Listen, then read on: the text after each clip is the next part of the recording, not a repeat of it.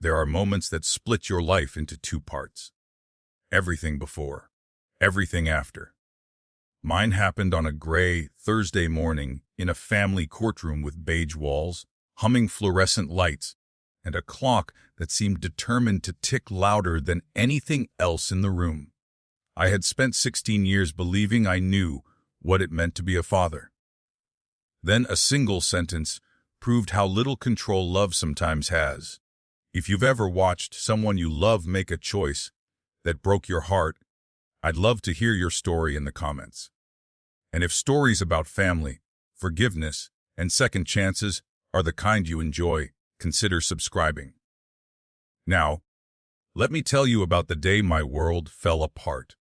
Lily Carter. The judge's voice was calm, almost gentle.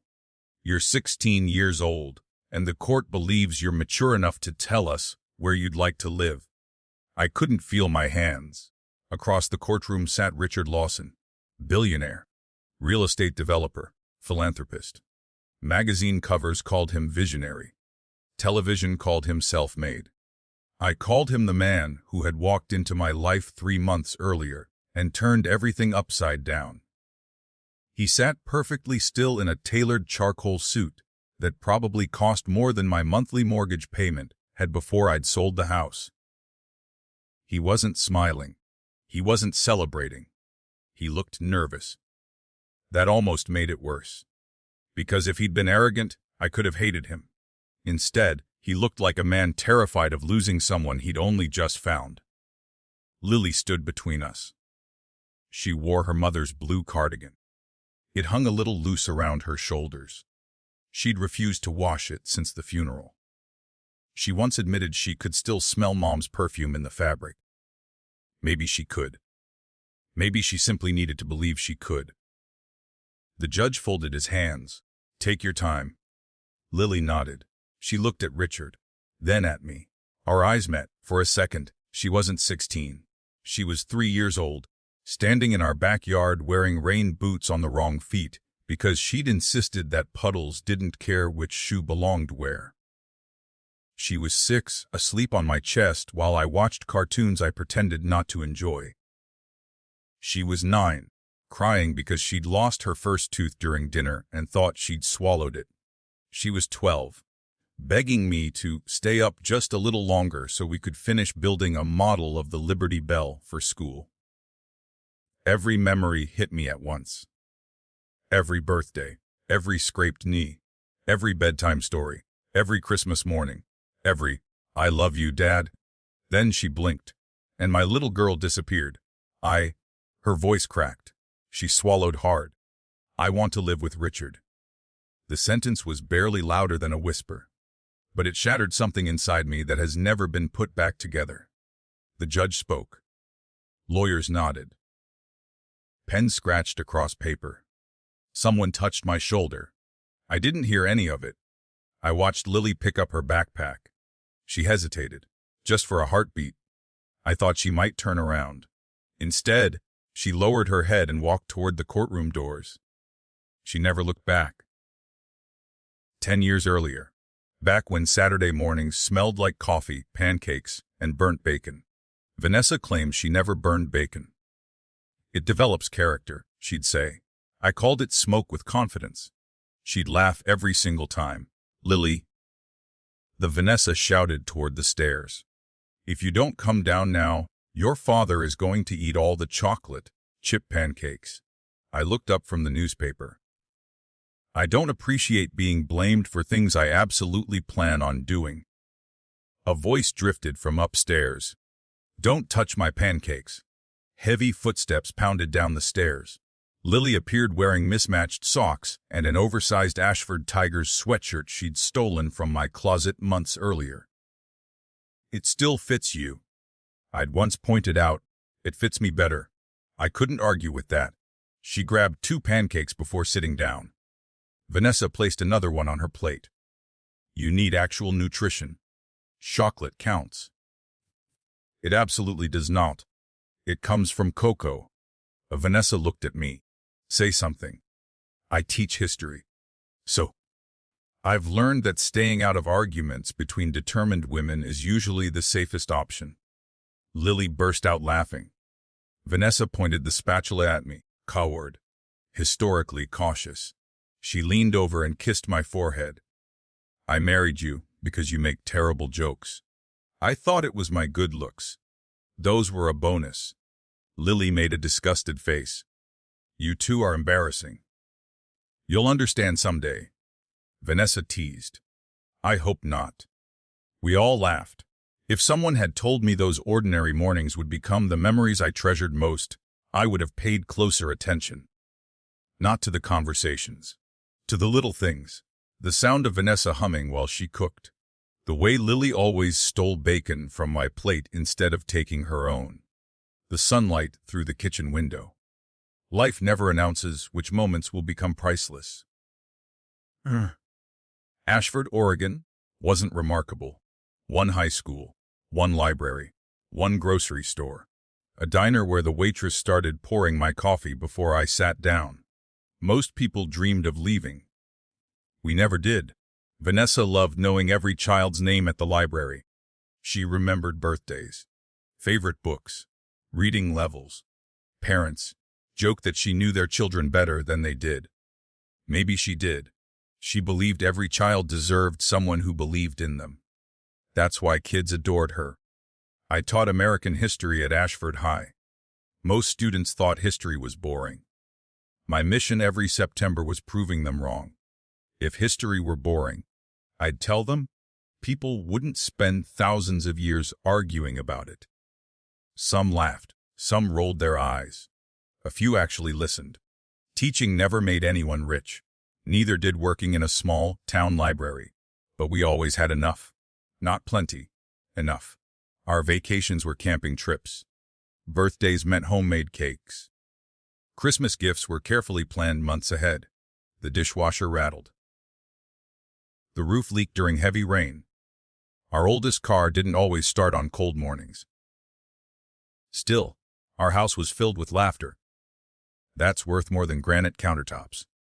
Everything changed on a Tuesday afternoon. I was explaining the causes of the Great Depression when the classroom phone rang. Mrs. Collins from the front office rarely interrupted lessons. Ethan. Her voice sounded strange. I need you to come to Mercy Hospital. My stomach tightened.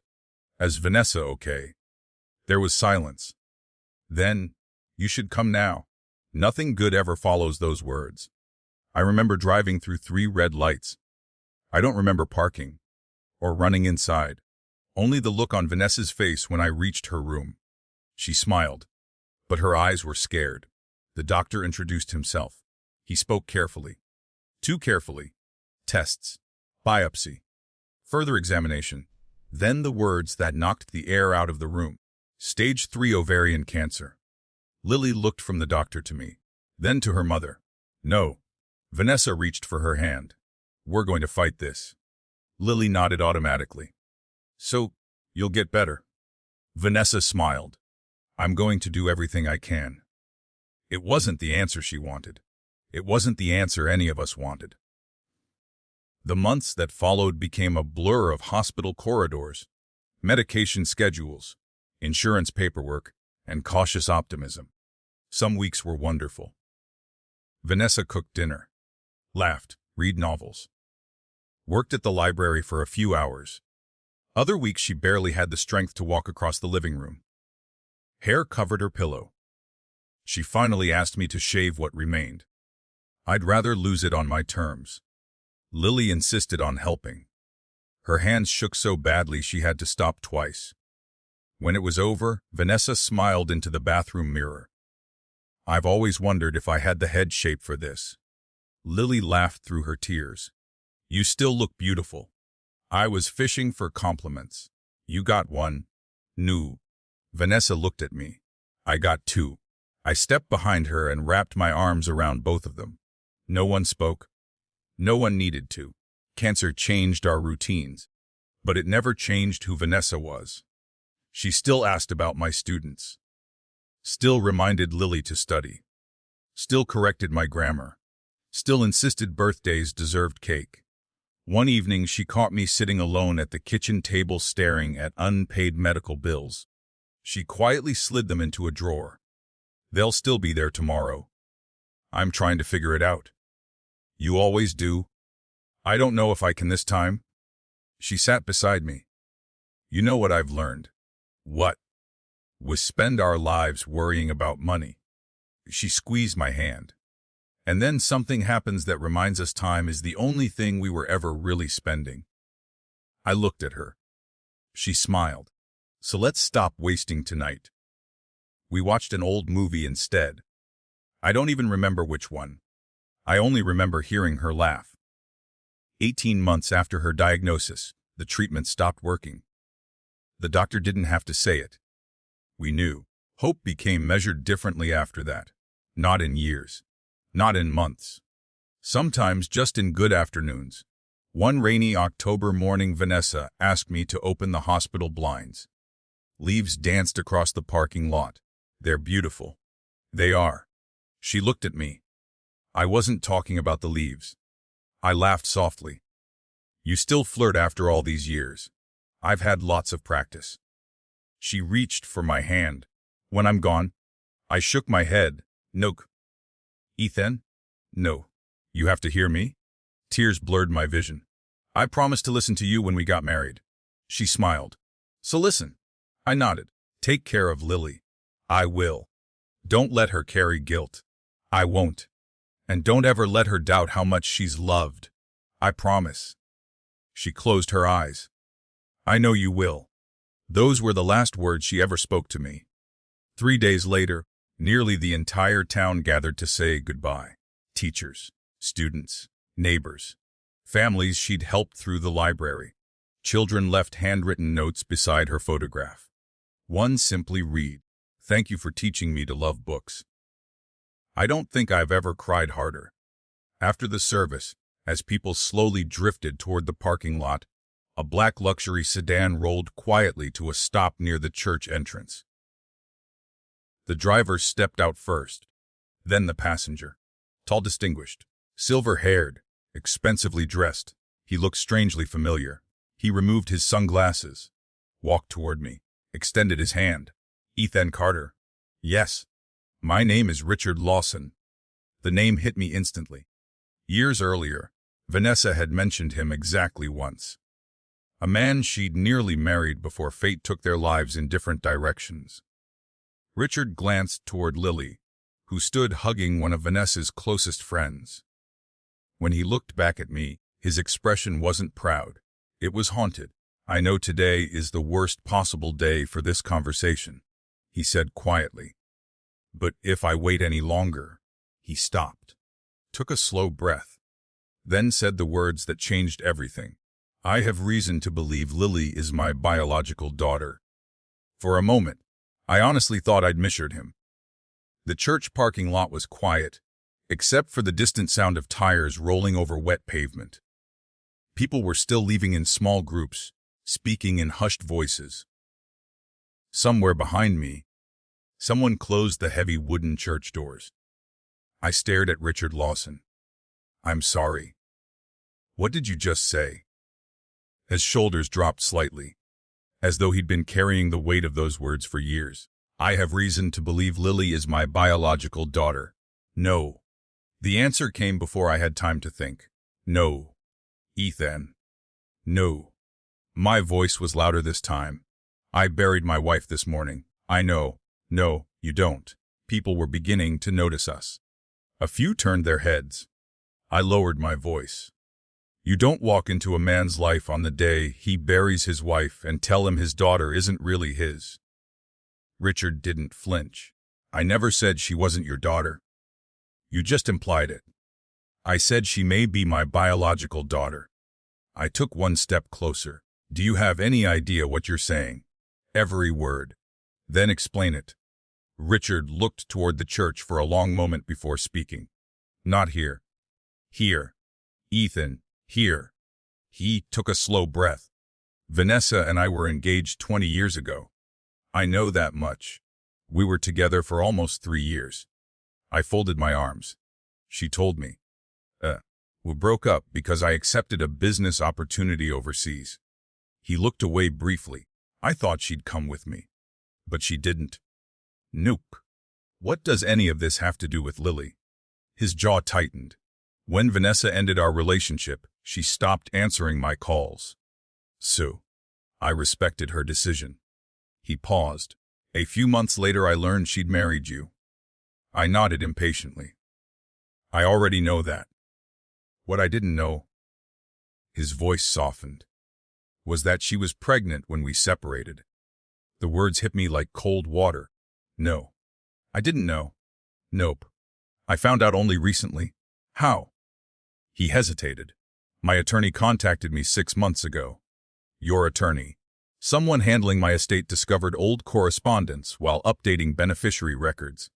I frowned. What correspondence? A letter? From Vanessa. He nodded. It had never reached me. I stared at him. Why not? It had been misplaced by my former attorney's office after my company relocated years ago.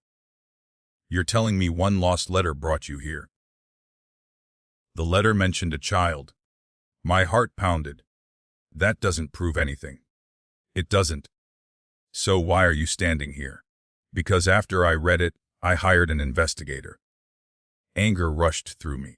You investigated my family. I investigated the possibility that I had a daughter. You had no right. I know how that sounds. No, Poe. I shook my head. You don't. For a long moment neither of us spoke. Finally Richard said quietly, I never intended to hurt your family. You should have thought about that before you hired investigators. I didn't know what else to do. You could have stayed away. I couldn't.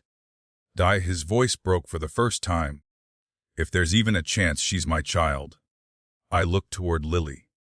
She stood beneath a maple tree with Mrs. Henderson from the library. She looked exhausted.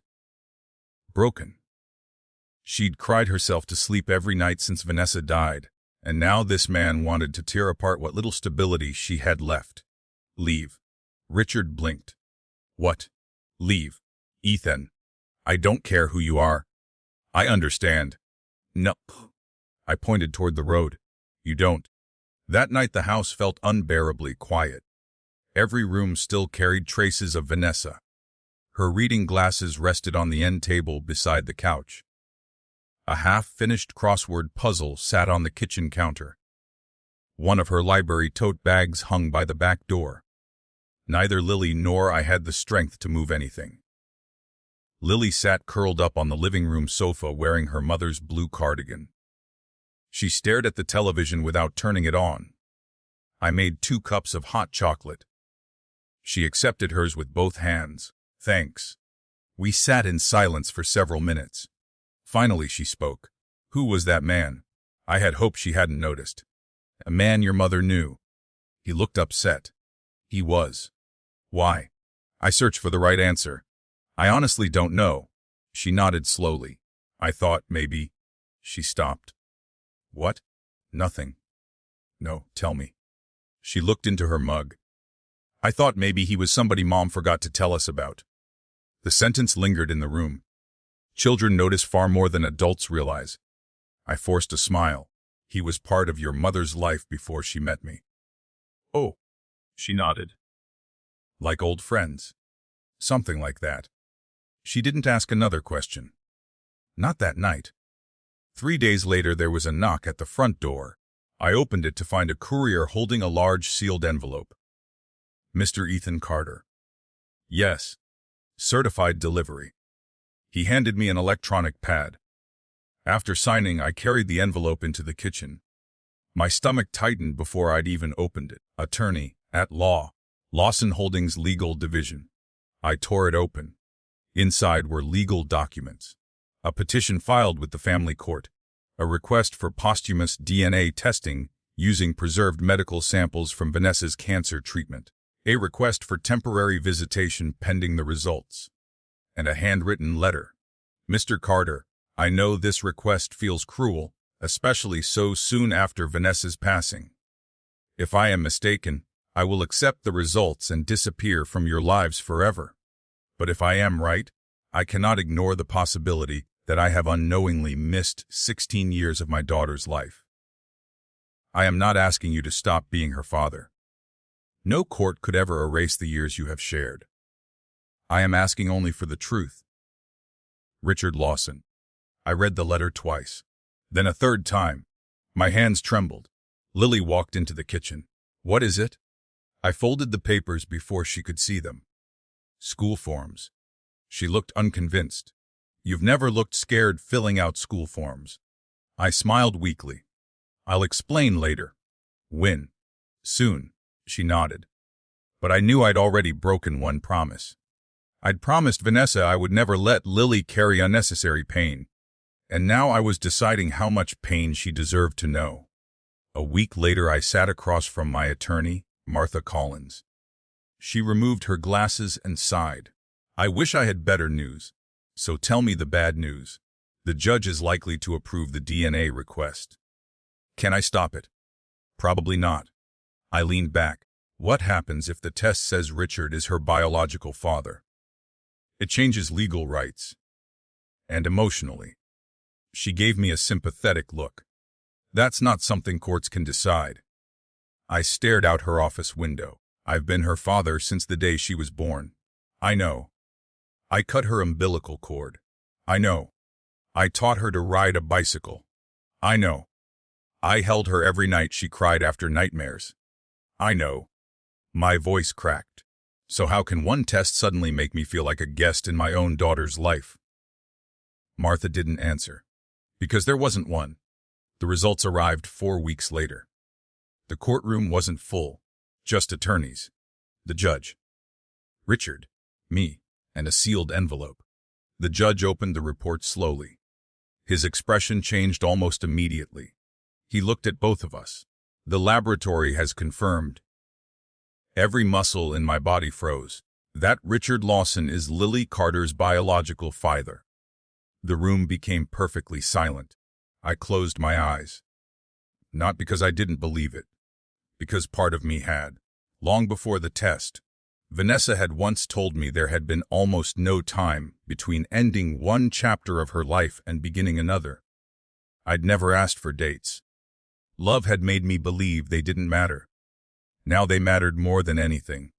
The judge looked toward Richard, then toward me. This court recognizes that Mr. Carter has been Lily's legal and emotional father for 16 years. I barely heard the rest. One sentence kept repeating inside my head. Biological father, not emotional father. Not real father. Biological father. I looked across the room. Richard wasn't smiling. He was crying. For the first time since we'd met, I realized neither of us had won. No one celebrated after the DNA results. There wasn't a winner. There wasn't a loser. There were simply two men standing in the ruins of one family's life, each wondering if there was any way to avoid hurting the same 16-year-old girl. The judge postponed any decision regarding custody for 30 days. I strongly encourage all parties, he said, removing his glasses, to spend this time considering what's in Lily's best interest. Best interest. Those two words followed me all the way home. Lily was sitting on the front porch when I pulled into the driveway. She had her knees tucked against her chest, a paperback novel resting upside down beside her. She hadn't turned a page in nearly an hour. She looked up as I climbed the steps. How'd it go? I forced a smile. It was long. She studied my face. You've been crying. I rubbed my eyes. Not very successfully, apparently. She scooted over, making room beside her. Sit with me. I sat. For a while, neither of us spoke. The autumn breeze carried the scent of wet leaves through the neighborhood. Somewhere down the street, children were playing basketball, their laughter drifting toward us. It sounded like another world. Finally, Lily broke the silence. Is this about the man from the funeral? There it was. The question I'd been dreading. I could have lied. I almost did. Instead, I remembered the promise I'd made Vanessa. Don't let her carry unnecessary pain. But don't build her future on lies. I took a slow breath. His name is Richard Lawson. I know. I blinked. You do. He came to school yesterday. My stomach dropped. What? He didn't talk to me? She quickly added the words after seeing my expression. He just introduced himself. I stared at her. Came to your school? She nodded. The principal called me into the office. What happened? He said he knew Mom a long time ago. My chest tightened. And asked if I liked history. I frowned. History. I told him I did. A faint smile crossed her face. I said my dad made history interesting. Those words should have made me feel better. Instead, they nearly broke me. What else? He asked if I was doing okay. Were you? She shrugged. I lied. So did I. She looked at me. We're getting pretty good at that. I didn't know how to answer. That evening, there was another knock at the door. I opened it to find Richard standing on the porch. He wasn't wearing an expensive suit this time. Just jeans, a flannel shirt, and a navy jacket. He looked strangely ordinary. I know I should have called. You shouldn't have come. I need 5 minutes. You've already taken enough. He lowered his eyes. I deserve that. I started closing the door. Ethan. Something in his voice stopped me. I didn't tell Lily anything. I hesitated. I wanted to. But I didn't. I folded my arms. What do you want? I'd like to explain. You had your chance. No. He shook his head. I explained the facts. I've never explained myself. Against my better judgment. I listened. I met Vanessa when we were 24. His eyes drifted toward the street. I wasn't a billionaire. You were still richer than I'll ever be. He gave a humorless smile. Not then. What happened? I was ambitious. I've noticed. I thought success solved everything. He laughed softly. I spent my 20s chasing money. And I caught it. There wasn't an ounce of pride in his voice. I lost almost everything else. I remained silent. My father built a small construction company. He expected me to take it over. I wanted something bigger. So I left. He looked toward my garden. Vanessa had planted those roses years earlier. Most had survived. A few hadn't. I worked constantly. 80-hour weeks. Holidays. Birthdays. Weekends. I kept telling Vanessa we'd have time later. He looked at me. There isn't always a later. The sentence landed harder than I expected. When I was offered the chance to expand overseas, I assumed she'd come with me. But she wouldn't. No. She wanted a home. He smiled sadly. I wanted airports. What happened? I gave her an ultimatum. He didn't hide from the truth. Choose me, or stay. And she chose herself. I nodded slowly. Smart woman. She was. He smiled faintly. The smartest person I've ever known. For the first time, we weren't rivals. We were simply two men remembering the same remarkable woman. Why didn't she tell you? I finally asked. If Lily was yours, sis, I don't know. He answered honestly. I've asked myself that every day. You never tried contacting her. I did. No response. You never came back. I thought she'd made her choice. He looked at me. I respected it. I wasn't sure I believed him. Maybe part of me didn't want to. Richard reached into his jacket pocket. I brought something. He handed me an old photograph. Vanessa, 23 years old, standing beside Richard outside what looked like a college campus. She was laughing. Not smiling. Laughing. The kind of laugh that took over her whole face. I'd seen that laugh thousands of times. She was beautiful. I know. He nodded. I kept this picture because it reminded me of the happiest year of my life. I stared at it, then handed it back. I don't want it. I wasn't giving it to you. He carefully returned it to his pocket. I just wanted you to know she loved before she loved you. I frowned. What? And she loved again. His eyes met mine. I've spent weeks reading everything I could about your family. I felt anger rise again.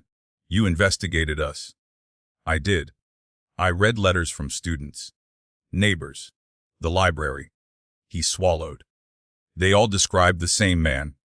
I waited. They described a father. Silence settled between us. I don't want to replace you. He said it quietly. I couldn't if I tried. Then what do you want? His answer came without hesitation. A chance. That night I barely slept. Around 2 in the morning I found Lily sitting in the kitchen eating cereal straight from the box. You couldn't sleep either. She shook her head. Nightmares. I poured myself a glass of water. About Mom. She nodded. Then looked at me. Dade. Yeah, can I ask you something? Always. If someone loved you before Mom, would you be mad? The question caught me off guard. No. Why? She shrugged. I don't know. I pulled out a chair and sat beside her. Your mom had a life before she met me. I had one before I met her. That's normal. She looked down at the cereal. Do you think she ever stopped loving people? I thought carefully before answering. I think your mom believed love isn't something you run out of. Lily smiled faintly. That sounds like her. It does. She looked at me for a long moment. Whatever happens. My heart skipped. You're still my dad. The words wrapped around every fear I'd been carrying. I smiled for the first time in weeks. I always will be. She reached across the table and squeezed my hand. Neither of us knew how quickly life could change. 3 days later, Martha Collins called. The judge wants everyone back in court Monday morning. Why? Richard Lawson has filed a petition. My stomach tightened. What kind of petition? There was a pause. Then she answered quietly. He's requesting shared legal guardianship. I slowly lowered the phone. Outside the kitchen window, Lily was raking autumn leaves in the front yard. She looked up and smiled when she saw me watching. I smiled back. But inside, I had the terrifying feeling that the hardest fight of my life was only beginning. I didn't tell Lily about Richard's petition. Not that day. Not the next one either. I kept convincing myself I was protecting her. In reality, I was protecting myself from seeing the look on her face when she realized her life was about to change again. Monday arrived too quickly. The courtroom felt less intimidating than it had the first time, but no less exhausting. Richard was already there when Martha and I walked in. He stood as we approached. Good morning. I nodded politely. That was all I could manage. The judge entered a few minutes later and wasted no time. Mr. Lawson is requesting shared legal guardianship while maintaining Mr. Carter's status as Lily's legal parent. I frowned. That wasn't what I'd expected. Richard's attorney stood. My client is not seeking to remove Mr. Carter from Lily's life. Martha leaned toward me. That's a good sign. I wasn't convinced. The attorney continued. Mr. Lawson simply wishes to begin building a relationship with his biological daughter under the supervision of the court. The judge looked toward me. Mr. Carter. I stood. Your Honor. I've never denied that Mr. Lawson deserves answers. I glanced briefly at Richard. But Lily buried her mother less than 2 months ago. The room fell silent. She hasn't had time to process losing one parent. I swallowed. I'm asking the court not to make her adjust to another life. Changing event before she's had the chance to grieve. The judge nodded thoughtfully. Richard stood without waiting for his attorney. I'd agree. Every head in the courtroom turned toward him. I don't want to force anything. His attorney looked surprised. Richard continued. If Lily never wants a relationship with me, his voice caught. That will hurt. He looked down briefly. But forcing her would hurt even more. For the first time since all of this had begun, I believed him. The judge leaned back. I appreciate the maturity both of you are showing. He paused. This court orders family counseling before any custody decisions are made. He looked toward the clerk. Weekly sessions beginning Friday. No one objected. There wasn't much point. The drive home was unusually quiet. Lily looked over from the passenger seat. Something happened today. It wasn't a question. You can always tell. You always grip the steering wheel too hard. I looked down. She was right. I have something to tell you.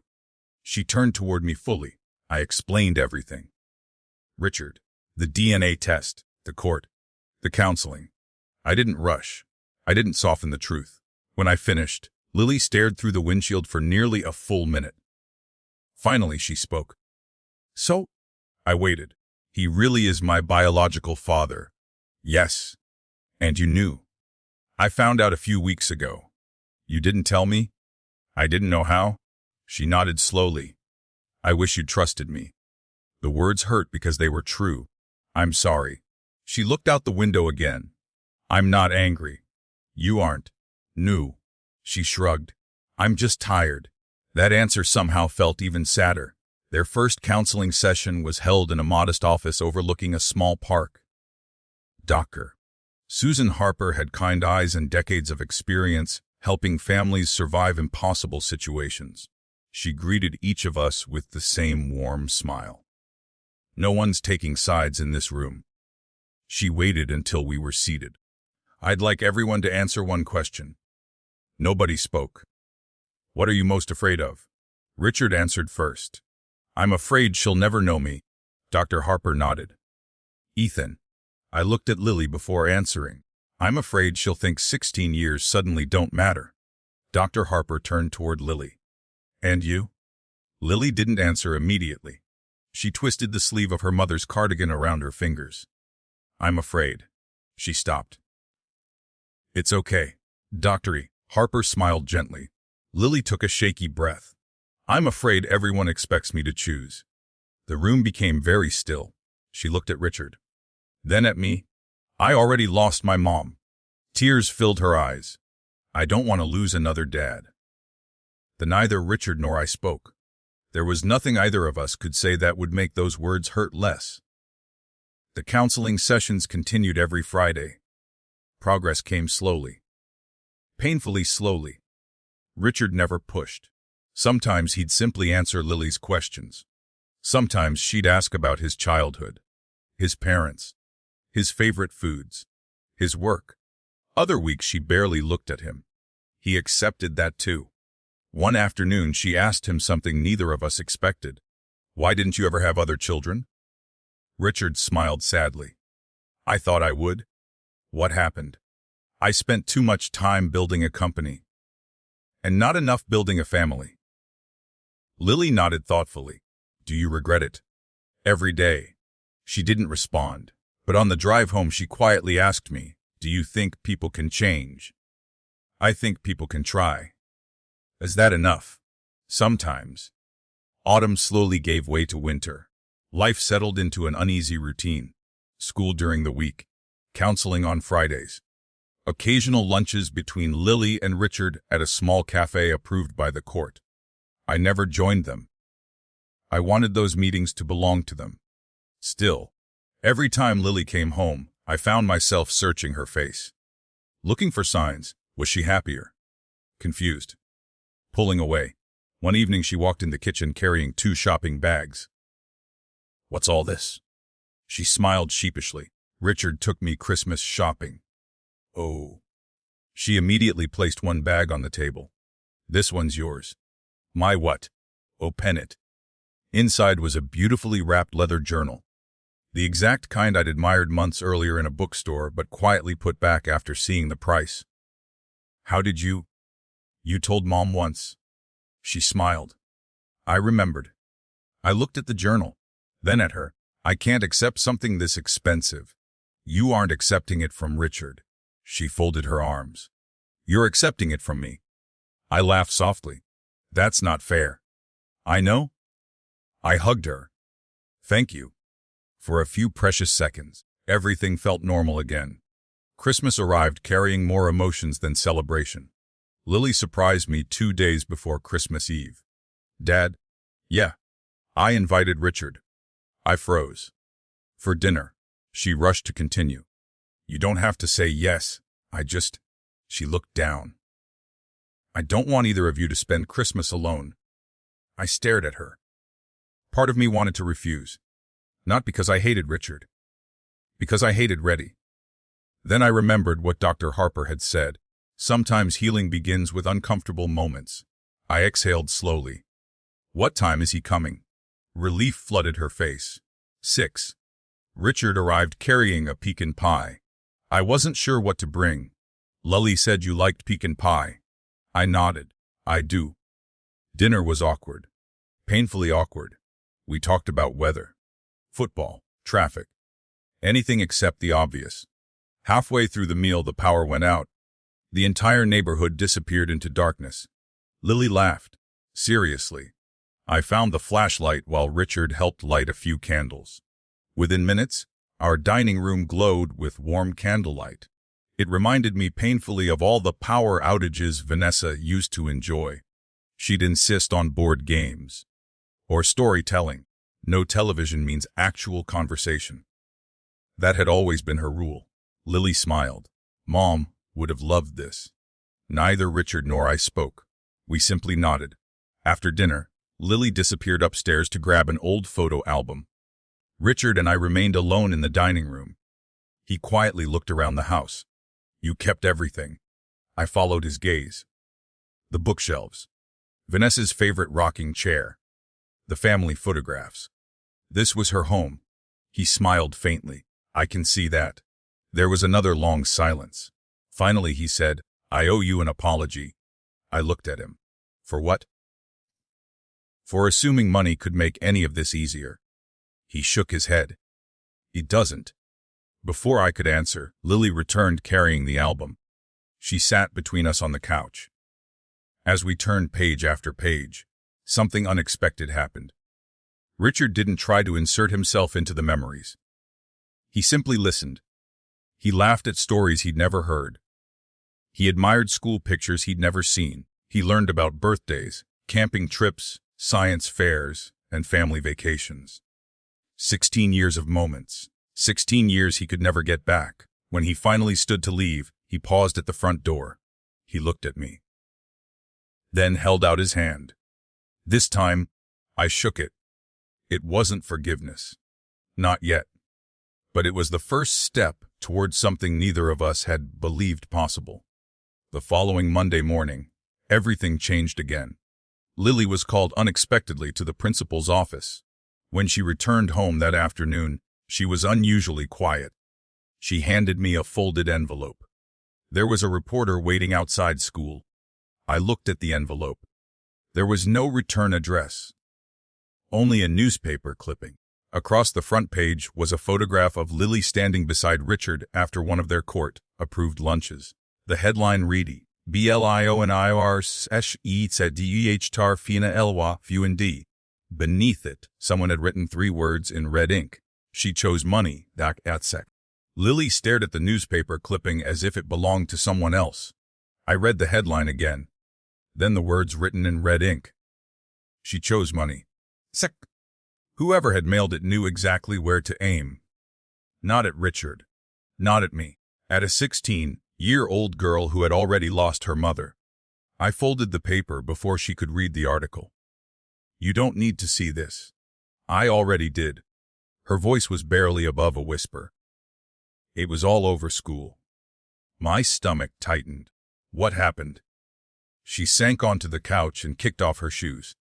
Someone showed it to everybody during lunch. She laughed softly. Only it wasn't really laughter. It spread faster than a funny video. I sat beside her. Did anyone say anything? She shrugged. Some people asked if I was moving into a mansion. What else? They wanted to know how much money I'd inherit. She looked at me with tired eyes. One girl asked if I'd even remember people like her after I became rich. I clenched my jaw. And your friends? They didn't know what to say. She paused. So, they mostly didn't say anything. Sometimes silence hurts more than insults. The next morning, I asked the principal for a meeting. Principal Harris welcomed me into his office with an expression that suggested he hadn't slept much either. I'm sorry, Ethan. You've seen the article. He nodded. The phone started ringing yesterday. Reporters. And parents. He leaned back in his chair. We've asked the media to stay off school property. They're children. I know. They deserve privacy. I agree. He rubbed his forehead. We're doing everything we legally can. I appreciated his honesty. But honesty didn't solve the problem. As I stood to leave, he spoke again. Lily is one of the strongest students I've ever met. I smiled faintly. She gets that from her mother. I hope she knows she has people here who care about her. So do I, Richard called that afternoon. I saw the article. I'm sure you did. My public relations team is trying to have it taken down.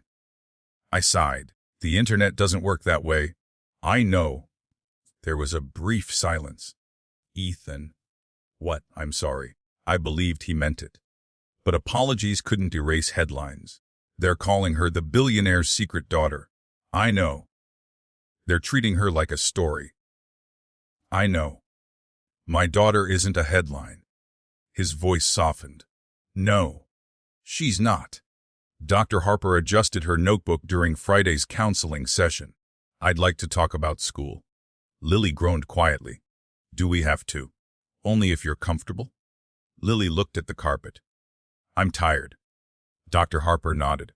Off what? Being interesting. Richard frowned. What do you mean? She looked at him. For 16 years I was just Lily, she shrugged. Now everybody thinks they know me. They don't. I know. She laughed bitterly. But that doesn't stop them. She turned toward me. They keep asking if I'm leaving. I felt something tighten inside my chest. What do you tell them? I tell them I don't know. It was the truth. None of us knew anymore. Life slowly became divided into two versions. School. Home. At school, Lily was the girl from the newspaper. At home, she was still the teenager who left dishes in the sink and forgot to charge her phone. I treasured those ordinary annoyances. They reminded me that despite everything, she was still my kid. One Saturday morning I found her standing on a chair trying to reach the top shelf in the garage. What are you doing? Looking for the camping box. The what? The blue one. We haven't camping in almost 2 years. I know. She climbed down. I miss it. So, do I. She smiled. Let's go. I blinked. Today? Why not? I looked outside. The forecast predicted rain, cold, wind. Exactly the kind of weather most people avoid. Then I remembered something Vanessa used to say. The best memories never happen because the weather cooperates. I smiled. Give me 30 minutes. The state park was nearly empty. A light drizzle covered the trees. The lake looked like polished glass. Lily inhaled deeply. It smells the same. Pine trees usually do. She laughed. I meant. She looked around. It feels like Mom's still here. Neither of us answered. We didn't have to. We both understood. We spent the afternoon walking trails we'd explored dozens of times before. We skipped stones, burned hot dogs over a small fire, argued about whether marshmallows should be lightly toasted or completely black. Burned. She insisted. That's not toasted. It has character. I smiled. You've been talking to your mother. She looked at the fire. I wish I could. The words settled between us. I still talk to her sometimes. She looked surprised. You do? When nobody's around. What do you say? I shrugged. Usually that I miss her. She nodded slowly. I tell her when something good happens. She smiled faintly. I pretend she's listening. I think she'd like that. I hope so. When we returned home that evening, Richard's SUV was parked across the street. He stepped out as we pulled into the driveway. I've been trying to call. My phone was still inside my backpack. What happened? He looked uneasy. I need to show you something. He handed me a tablet. A gossip website filled the screen. There were photographs. Me, Lily. Richard, leaving counseling, leaving restaurants, walking through parking lots. Someone had been following us. Lily stepped closer. They've been taking pictures. Richard nodded. For weeks. I felt anger rise inside me. How did they know where we'd be? My security team thinks someone inside the courthouse leaked the schedule. I looked through the photos. Some had clearly been taken from long distances. Others had been taken frighteningly close. One showed Lily sitting alone outside school reading a book. Another captured her standing in our front yard watering flowers. I stared at it. Who took this? We don't know. Lily wrapped her arms around herself. They were outside the house. Richard nodded. I'm afraid so. I immediately looked around the neighborhood. Everything suddenly felt different. Less safe. Less familiar. Richard spoke carefully. I think Lily needs protection. I turned toward him. She's not a celebrity. She doesn't have to be. He looked at the screen. She's become news. I can protect her. I know you can. He hesitated. But you can't be with her every second. I hated admitting he was right. The following Monday, a black SUV waited outside the school. A woman stepped out wearing jeans, sunglasses, and an earpiece. She introduced herself. My name is Claire Donovan. Lily looked confused. I'm not famous. The Claire smiled. I know. Then why are you here? Or Mr. Lawson hired me. Lily sighed. I don't need a bodyguard. The Claire looked at me. I sincerely hope that's true. Then she quietly handed me several photographs. They weren't from reporters. Someone had been taking pictures with a telephoto lens from across the street. Different days. Different clothes. The same person. Watching my daughter. I felt my blood run cold. Claire lowered her voice. My former FBI team believes this has gone beyond media attention. I looked at the photographs again. What are you saying? She met my eyes. I think someone is stalking Lily. At that exact moment, Lily's phone vibrated. She looked down at the screen. Her face lost all color. What is it? I asked. Without speaking, she handed me the phone. An unknown number. One message. You picked the wrong father. I read the message 3 times before it finally sank in. You picked the wrong father. My first instinct was to look around the school parking lot. Parents were dropping off their children. A crossing guard waved students across the street. A school bus pulled away from the curb. Everything looked ordinary, but nothing felt ordinary anymore. When did this come in? I asked. Lily glanced at the screen. Just now. Claire Donovan stepped closer. Don't delete it. I wasn't planning to. She carefully took the phone from Lily. I'm going to have this documented. Richard, who had arrived only minutes earlier, looked genuinely alarmed. Can you trace it? Claire shook her head. Not immediately. She turned to Lily. Has anyone else sent you messages like this? Lily hesitated. I didn't think they mattered. My heart sank. What do you mean? She looked at me apologetically. I've gotten a few. How many? I don't know. She looked down. Maybe 6. I stared at her. Lily, I didn't want to worry you. You should have told me. I know. Claire spoke calmly. Do you still have the others? Lily nodded. I never answered them. Good. Claire scrolled through the messages. Most were anonymous. Most had been sent late at night. Some simply Reedney's traitor. Kasi others said, Hires money changes people. One message made my stomach twist. Frisch, your real family finally found you. Claire locked the phone. This changes things. Richard folded his arms. What are we dealing with? I don't know yet. She looked around the parking lot again. But I think someone has become emotionally invested in this story. By that afternoon, Detective Mark Reynolds was sitting in my living room. Ashford wasn't the kind of town that dealt with stalking cases very often. Mark had spent most of his career handling burglaries, domestic disputes, and the occasional drunk driver. He studied the screenshots Claire had printed. Kids can be cruel. Claire nodded. They can. But this doesn't read like teenagers. Mark pointed to one of the messages. The language is too controlled. Richard leaned forward. You think it's an adult? I think it's possible. He looked at Lily. Has anyone approached you besides reporters? She thought for a moment. There was one woman. When?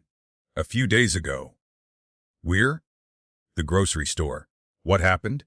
Lily frowned as she remembered. She asked if I was Richard Lawson's daughter. And I said I didn't want to talk. What did she do? She smiled. Lily's voice grew quieter. Then she said, she swallowed. Blood always wins. The room fell silent. Mark scribbled something into his notebook. Can you describe her? Maybe 50. Dark hair. Blue jacket. I don't remember much else. The Claire looked at Richard. Your family office needs to provide us with every person who's contacted the media. Richard nodded immediately. You'll have it today. Life became strangely structured after that. Claire drove Lily to school, picked her up every afternoon, walked a few steps behind whenever she went anywhere in town. At first, Lily hated it. I feel ridiculous. The Claire smiled. My goal is to make myself unnecessary. When will that be? I hope very soon. It wasn't. 3 days later, someone left flowers on our front porch. There wasn't a card. Just white lilies. Vanessa's favorite flower. I stood frozen. Claire examined them carefully before allowing me to touch them. No fingerprints. No note. No florist information. I looked toward the street. Whoever had left them knew enough about my family to choose those flowers. That frightened me more than the anonymous messages. Friday's counseling session took an unexpected turn. Dr. Harper listened quietly as we explained everything. She frowned. I'd like to focus on something different today. No one objected. She looked at Lily. Tell me about your happiest memory. Lily seemed surprised. Now. Especially now. Lily smiled faintly. There are lots. Pick one. She didn't answer immediately. Finally, she looked at me. I was 8. The power went out during a storm. I smiled. I remember. Dad found every flashlight in the house.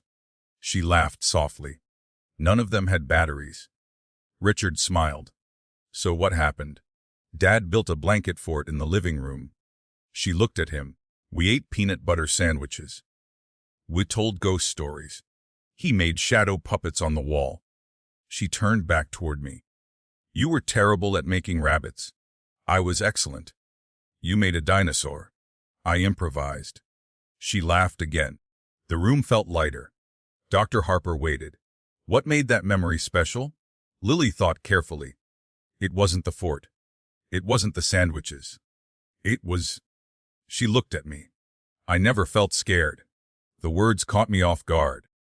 Even though the whole neighborhood was dark. She smiled. I knew Dad would figure something out. I lowered my eyes. Emotion tightened my throat. Dr. Harper gently turned to Richard. What does hearing that make you feel? He answered without hesitation. Grateful.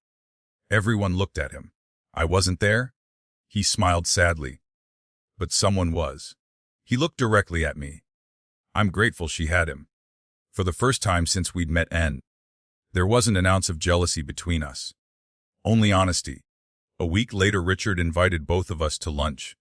I don't want every meeting to happen in lawyers' offices. The restaurant overlooked the Columbia River. It was quiet. No reporters. No photographers.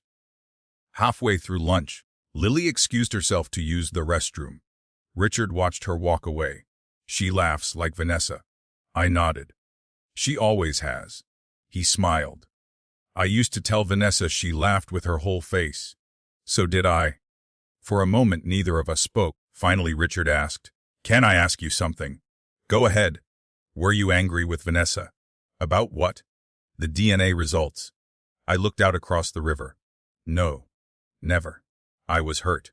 I admitted it. Confused. But never angry. Why?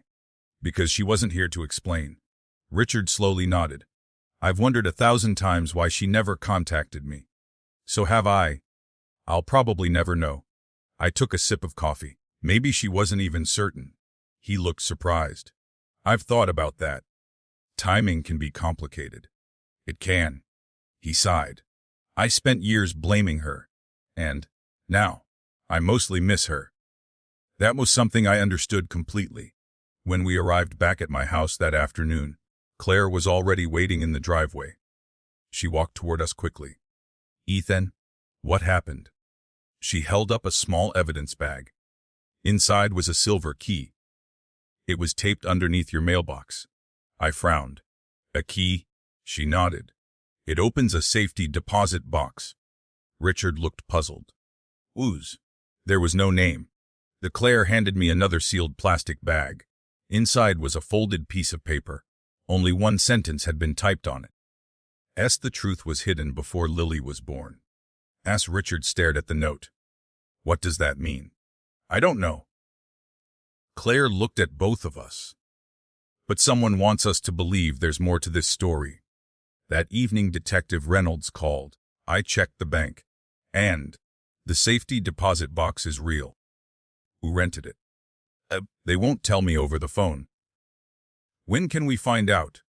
The manager agreed to meet tomorrow morning. I looked across the room.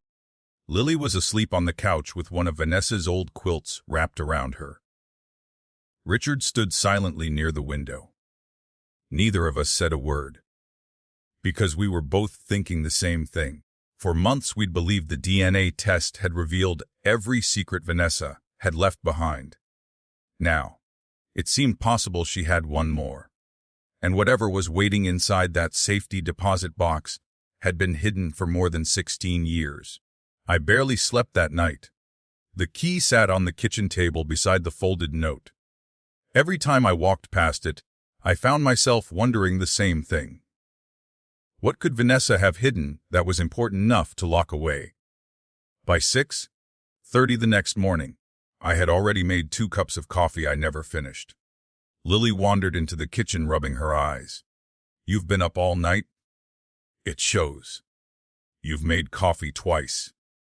She pointed toward the sink. "You forgot to drink both." I looked at the mugs and laughed quietly. "I guess I did." She noticed the evidence bag. "Is that the key Claire found?" I nodded. "Detective Reynolds is meeting us at the bank this morning." She pulled out a chair. "Can I come?" I hesitated. "I don't know if that's a good idea." "It's about Mom, isn't it?" I couldn't lie. "I think it might be." She looked at me for several seconds. "Then I should be there." The First National Bank of Ashford wasn't much different from the day Vanessa and I had opened our first savings account. Same brick building, same polished marble floor. Even the old brass claw hung behind the reception desk. Detective Mark Reynolds was already waiting when we arrived. Richard pulled into the parking lot a minute later. Neither of us had invited him. Neither of us questioned why he came. If this really involved Vanessa, then all 3 of us deserved answers. The bank manager, a woman named Carol Whitman, greeted us with a sympathetic smile. "I understand this is a difficult situation." But she led us into a small private office. The safety deposit box was rented 17 years ago. I looked at Lily. She was born 16 years ago. Richard noticed the timeline too. "When was the last time it was opened?" he asked. Carol checked the file. "According to our records." She adjusted her glasses. "The box has never been accessed since the day it was rented." My heart skipped. "Never." She shook her head. "The annual fees were paid automatically from the same account every year." "Whose account?" Detective Reynolds asked. Carol hesitated. "I'm allowed to disclose that now." She opened the file. The account belonged solely to Vanessa Carter. The room became silent. Vanessa had never mentioned a safety deposit box. Not once. Carol placed the small metal box on the table. "The key is yours." She looked toward me. "As Mrs. Carter's legal next of kin, you're authorized to open it." My hands suddenly felt heavier than they should have. I slid the key into the lock, turned it slowly. The lid clicked open. Inside, there wasn't jewelry. There wasn't money. There were only 3 things: a sealed envelope, a leather-bound journal, and a small velvet pouch. Nobody spoke. I reached for the envelope first. Across the front, written in Vanessa's unmistakable handwriting, were 6 words. "It's only if I cannot explain myself, doth." Lily covered her mouth. Dad, I carefully opened it. Inside was a handwritten letter. My dearest Ethan, if you're reading this, then life didn't give me enough time. I'm so sorry. There are things I wanted to tell you in person, but every time I tried, fear convinced me to wait for another day. I thought there would always be another day. I was wrong. The room disappeared around me as I continued reading. Years before I met you, I loved someone else. His name was Richard. You already know that. What you don't know is that when our relationship ended, I believed that chapter of my life had closed forever. A few weeks later, I discovered I was pregnant. I was terrified. Before I could decide what to do, I lost the baby. Or at least, that's what every doctor believed after I was rushed to the hospital following a car accident. Richard closed his eyes. I looked at him. His face had gone completely pale. I continued reading. Months later, after meeting you and beginning a new life together, another examination revealed something extraordinary. The pregnancy had survived. The original diagnosis had been wrong. The doctors called it extremely rare. I called it a miracle. Tears blurred the ink. I looked at Lily. She was crying silently. The letter continued. By then, Ethan, I already loved you. I had watched you fall in love with a child who hadn't even been born yet. You painted the nursery yourself. You read parenting books before I had. You talked to my stomach every night, convinced she could hear your terrible jokes. You became Lily's father long before she entered this world. I could never imagine anyone else raising her. I wanted to tell Richard many times, but every time I started writing the letter, I imagined lawyers, custody battles, a little girl caught between two lives. I chose certainty over honesty. If that decision hurts the people I love someday, I'm deeply sorry. Nobody moved.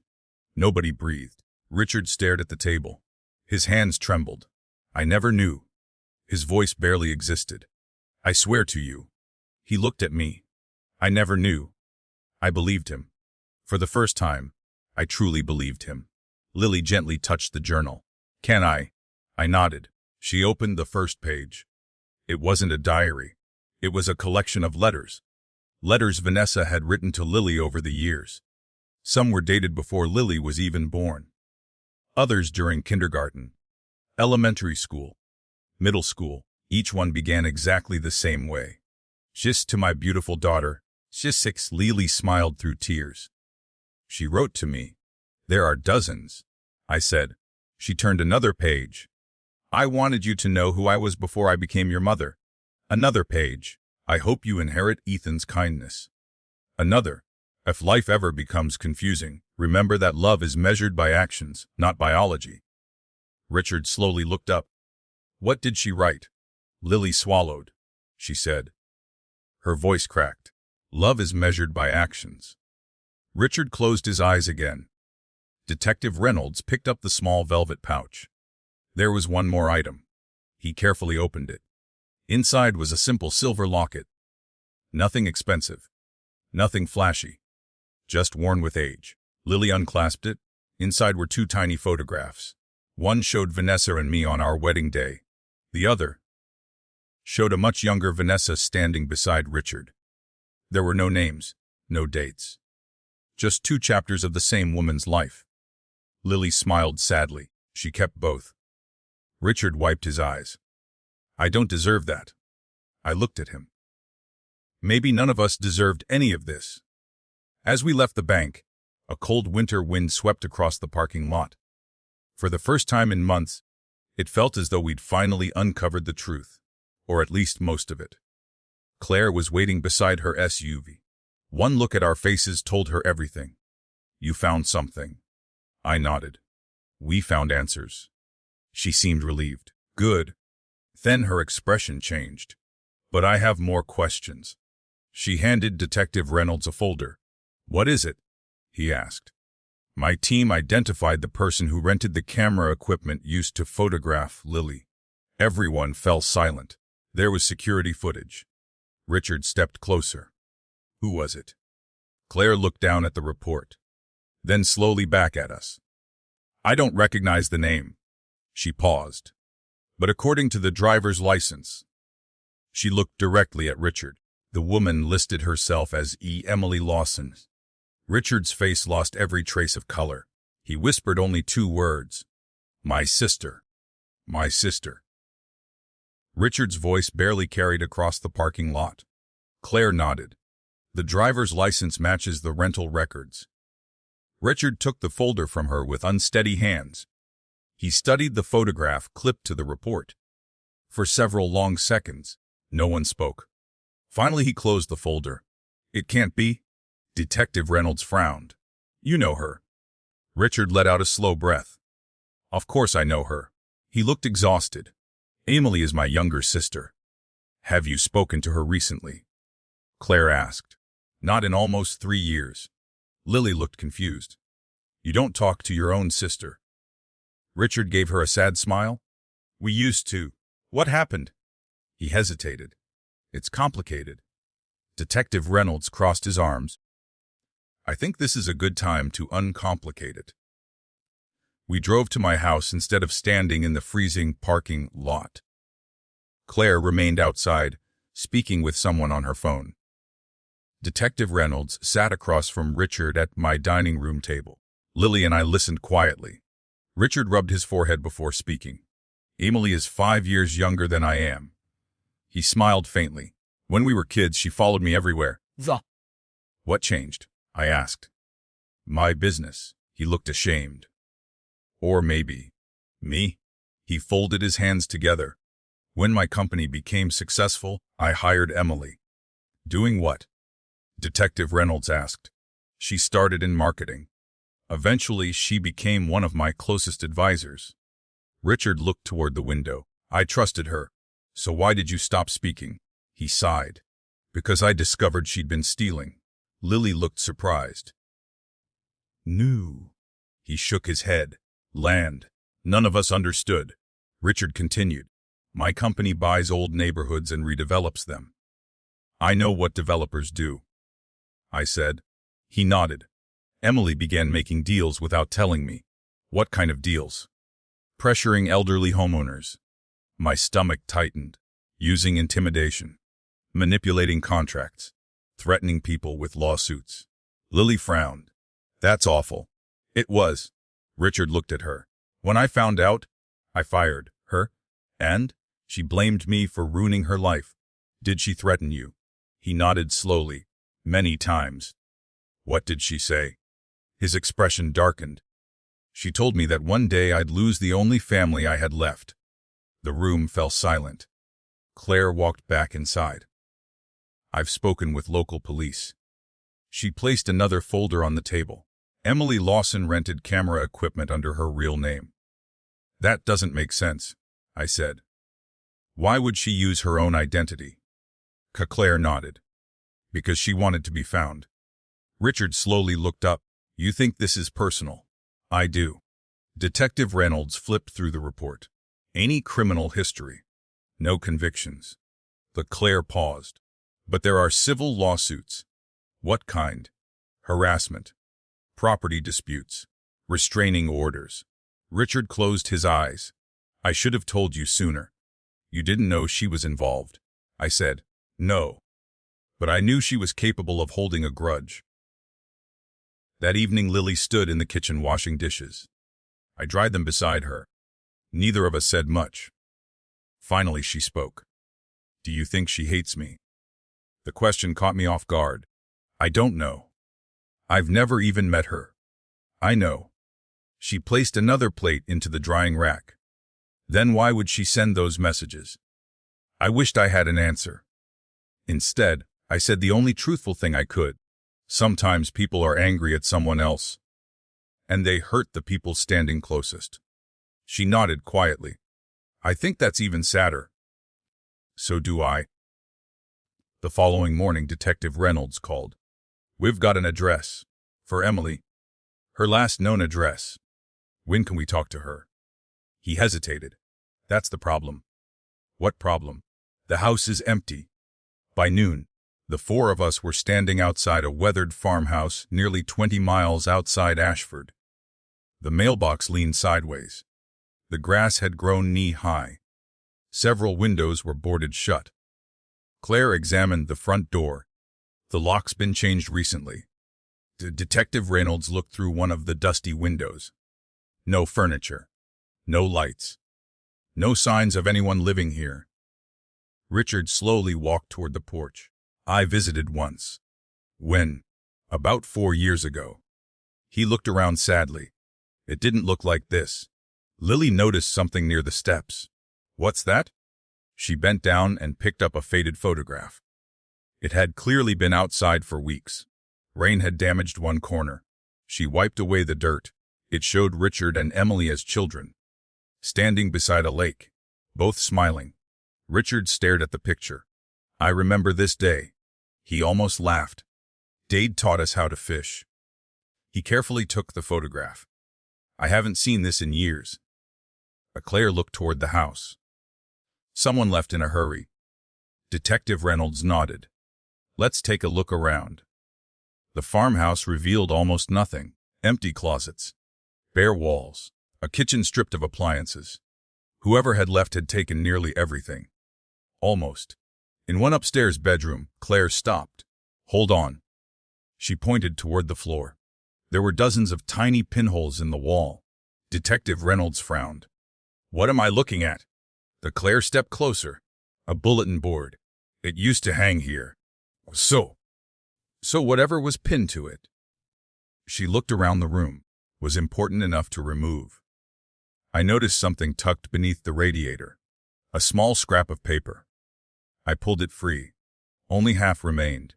Most of it had been torn away. Across the top were 3 typed words. As Lily Carter schedulely. Claire took the paper from me. This wasn't random. No, I said quietly. It never was. You. As we prepared to leave, Richard remained standing in the empty living room. He looked around the abandoned house. I should have helped her. Detective Reynolds looked at him. You tried. Not enough. He rubbed his eyes. I was so angry. So was she. He nodded. I kept telling myself she'd come around. He laughed bitterly. Funny how often we believe there's always more time. Those words reminded me painfully of Vanessa, of hospital rooms, of promises, of all the conversations we'd postponed because tomorrow seemed guaranteed. Tomorrow rarely asks our permission. That night Claire reviewed everything her team had gathered. She pinned photographs across my dining room wall. The anonymous texts, the newspaper clipping, pictures taken of Lily, the safety deposit box, Emily's rental records, the abandoned farmhouse. She stood back and studied everything in silence. Richard finally asked, "What are you thinking?" Claire didn't answer immediately. Instead, she pointed to the timeline she'd drawn. The first anonymous message arrived. She traced her finger downward, 3 days after the DNA results became public. She pointed again. The photographs began 2 weeks later. Another point. The newspaper article appeared after Emily rented professional camera equipment. She looked at all of us. Everything escalated. Detective Reynolds nodded. Which means? Claire's expression grew serious. It means Emily wasn't just watching Lily. She paused. I think she was building toward something. Before anyone could respond, a loud knock echoed through the house. 3 sharp knocks. Then silence. Claire immediately motioned for everyone to stay back. She moved carefully toward the front door. Opened it. No one was there, only a medium-sized cardboard box, sitting neatly on the welcome mat. There was no shipping label, no return address, just one sentence written across the top in black marker. For Lily. From your real family. Claire held up one hand, stopping all of us from moving. Nobody touched the box. Richard instinctively stepped in front of Lily. I did the same. For a brief, awkward second, we both realized what we'd done. Neither of us stepped back. Detective Reynolds crouched beside the package without touching it. No wires. No strange sounds. He looked up at Claire. But we still do this properly. Claire nodded. I'll have it photographed first. She pulled out her phone and took pictures from every angle before slipping on a pair of gloves. Only then did she carefully lift the cardboard box. It wasn't heavy. She gently placed it on the dining room table. Everyone stood around it in silence. Lily looked at me. I'm scared. I reached for her hand. I know. You don't have to stay if you don't want to. She shook her head. If it's about me, she swallowed. I want to know. Claire slowly cut through the packing tape. The room was so quiet that the sound of the blade slicing cardboard seemed impossibly loud. She folded the flaps back. Inside was white tissue paper. Nothing else. At first, Claire carefully lifted the paper. Beneath it sat a small stuffed rabbit. Its fur was faded. One ear had been stitched back on by hand. Lily gasped. Oh my God! I recognized it immediately. Benny. She picked it up with trembling hands. I haven't seen him since I was little. I stared at the rabbit. It had disappeared years ago. We'd searched the entire house. Vanessa had even called the elementary school. We never found it. Lily whispered, How does someone have Benny? Nobody answered. Because nobody knew. Beneath the rabbit was another envelope. Claire opened it carefully. There was only one sentence inside. Ask your father what really happened the night your rabbit disappeared.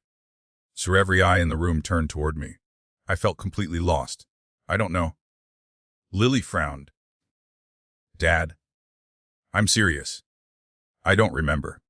She looked at the rabbit again. I cried for days. I know. You told me maybe I'd left him at school. I thought you had. Richard studied my face. I believe him. Claire nodded. So do I. She turned the rabbit over. There. Sewn inside one of the back legs was a tiny rectangular object. A flash drive. 20 minutes later, Claire had connected the drive to an isolated laptop she'd brought from her SUV. If this contains malware, I don't want it anywhere near anyone's personal computer. The screen loaded. There was only one file. A video. No title. No date. Claire looked around the room. Ready. No one really was. She pressed play. The screen flickered. A woman appeared. Vanessa. She looked younger than in my memories from the hospital. Healthier. Her hair reached her shoulders. She smiled nervously into the camera.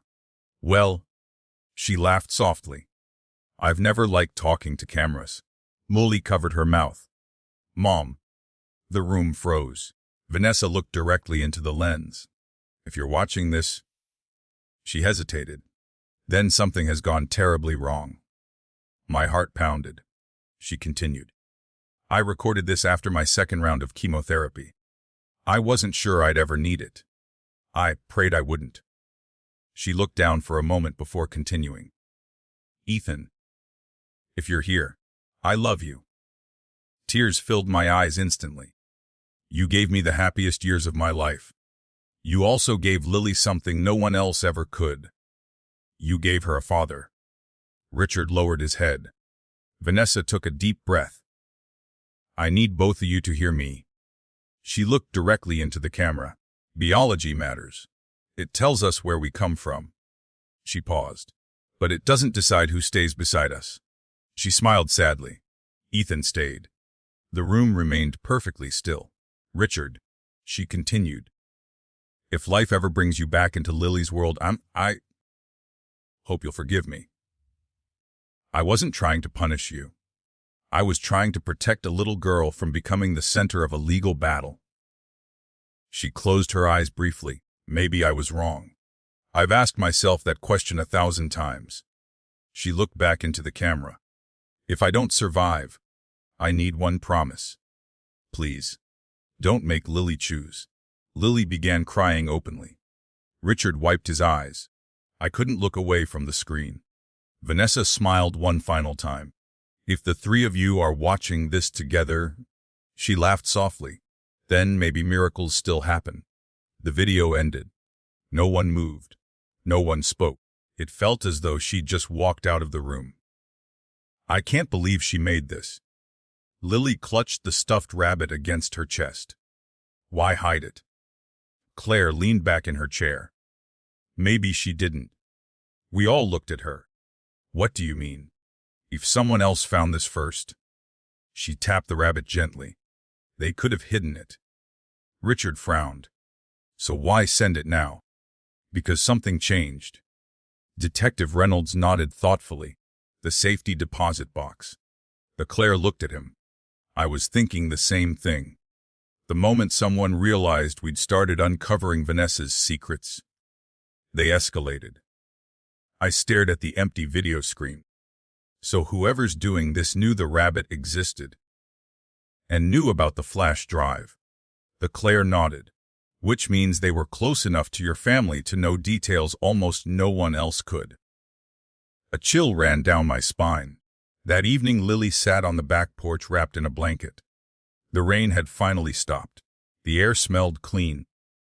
I carried 2 mugs of hot chocolate outside. She smiled weakly. Just like when I was little. Some traditions are worth keeping. She accepted the mug. For several minutes we simply watched the sunset. Finally she spoke. I keep thinking about what Mom said. So do I. Don't make Lily choose. She looked at me. Did you ever think that's exactly what's happening? The question hit harder than I expected. I've tried not to. But it is. She looked down at the rabbit. I feel guilty every time I spend time with Richard. You shouldn't. I know. But then I feel guilty when I leave you. I rested a hand on her shoulder. Lily, she looked at me. You don't have to divide your heart. What if everyone else expects me to? I don't. She searched my face. You really mean that? I do. I smiled. You've never had to earn my love. You never will. She leaned against me exactly the way she had when she was a little girl. For the first time in months, neither of us cried. We just sat there, listening to the wind move through the trees. The next morning Claire arrived earlier than usual. She looked more serious than I'd ever seen her. I need everyone in the living room. Richard had just arrived for breakfast. Detective Reynolds pulled into the driveway moments later. Claire waited until we were all seated. My team finished enhancing the security footage from the church. The funeral? I asked. She nodded. There was something we missed. She connected her laptop to the television. The familiar image of the church parking lot appeared. People leaving. Cars pulling away. Richard arriving. Then Claire paused the video. She zoomed in on the opposite side of the street. A woman stood beside a parked sedan. Dark hair. Blue jacket. Sunglasses. Emily Lawson. She wasn't watching Richard. She wasn't watching me. She was watching Vanessa's casket being carried into the church. Claire advanced the footage a few seconds. Emily reached into her purse, removed her phone, and took several photographs. Then, just before getting back into her car, she looked directly toward the camera mounted above the church entrance. She smiled. Not a friendly smile. Not a relieved smile. The smile of someone who wanted to be seen. Claire froze the frame. There's one more thing. She enlarged the image again. Emily wasn't alone. Standing in the passenger side reflection of the car window was the outline of another person. A man. His face wasn't visible, only his broad shoulders and the baseball cap he was wearing. Detective Reynolds leaned closer. So she had help. Claire nodded slowly. I don't think Emily has been acting alone. The room fell silent. Because suddenly we weren't looking for one person anymore. We were looking for 2. Some secrets change your understanding of the past. Others change how you see the present. As Detective Reynolds stared at the frozen image on the television, one fact became impossible to ignore. Emily Lawson hadn't been acting alone. Someone had been standing beside her from the very beginning. Claire enlarged the reflection as much as the image would allow. The man's face remained hidden beneath a dark baseball cap. His height, his build, the way he stood, that was all we had. Detective Reynolds sighed. We're going to need every camera that covered the streets around the church that day. Claire nodded. I've already requested them. Richard looked at the screen. I don't recognize him. You weren't supposed to. Claire shut the laptop. Whoever this is knows how to stay out of sight. Lily sat quietly on the couch, still holding Benny. I don't understand. She looked from me to Richard. If Emily hates you. She looked at Richard. Why involve me? Richard rubbed his temples. I've been asking myself the same question. Claire answered before anyone else could. Because you're the one thing Richard values most. Richard looked at Lily. I barely knew you. Claire nodded. But Emily believed you represented something. What? The family she thinks Richard chose over her. The room fell silent. I watched Richard's expression change. There was guilt there. Real guilt. I should have seen how angry she'd become. No. Claire said calmly. You should have recognized it. Those aren't the same thing. That afternoon, Detective Reynolds received another call. The rental company found something. We drove to the police station. A technician met us in the evidence room. When people rent professional camera equipment, they sometimes leave memory cards inside by mistake. He placed a small plastic evidence bag on the table. This card wasn't in the camera. It was hidden inside the carrying case. Claire frowned. Hidden. Behind the foam padding.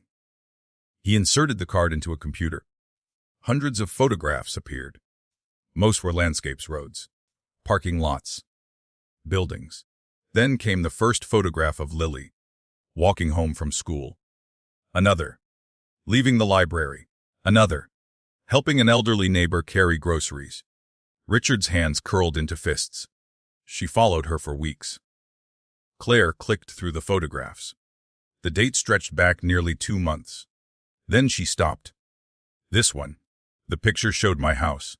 Nothing unusual, until Claire zoomed in. A silver sedan sat parked across the street. The license plate was visible. Detective Reynolds immediately wrote down the number. Run it. The technician nodded. Within 30 seconds, the result appeared.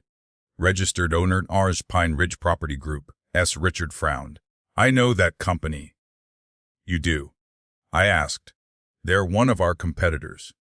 He leaned closer. No. His face hardened.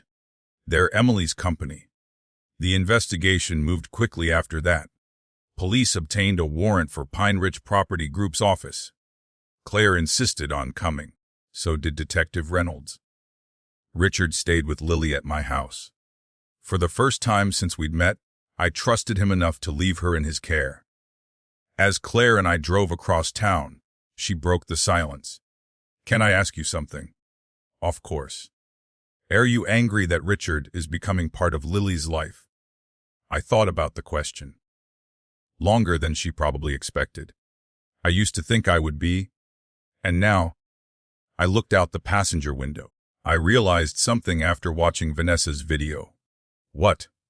I've spent months trying to protect Lily from losing me. Claire nodded. But she was trying just as hard not to lose either of us. Claire smiled faintly.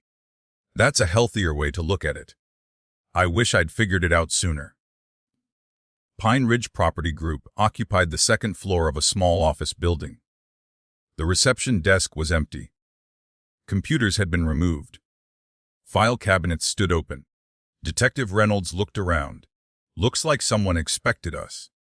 Claire examined the desks. They left in a hurry. How can you tell? She pointed toward a coffee mug. Steam no longer rose from it. But the coffee inside hadn't completely dried. They weren't gone long before we arrived. One office door remained locked. Detective Reynolds forced it open. Emily's office. Family photographs lined one shelf. Richard as a teenager. Emily at her college graduation. An older couple. Their parents. Every photograph that included Richard had been scratched. Not torn. Not removed. Scratched. Deep lines carved across his face. Claire quietly photographed everything. Then I noticed a framed newspaper article hanging behind the desk.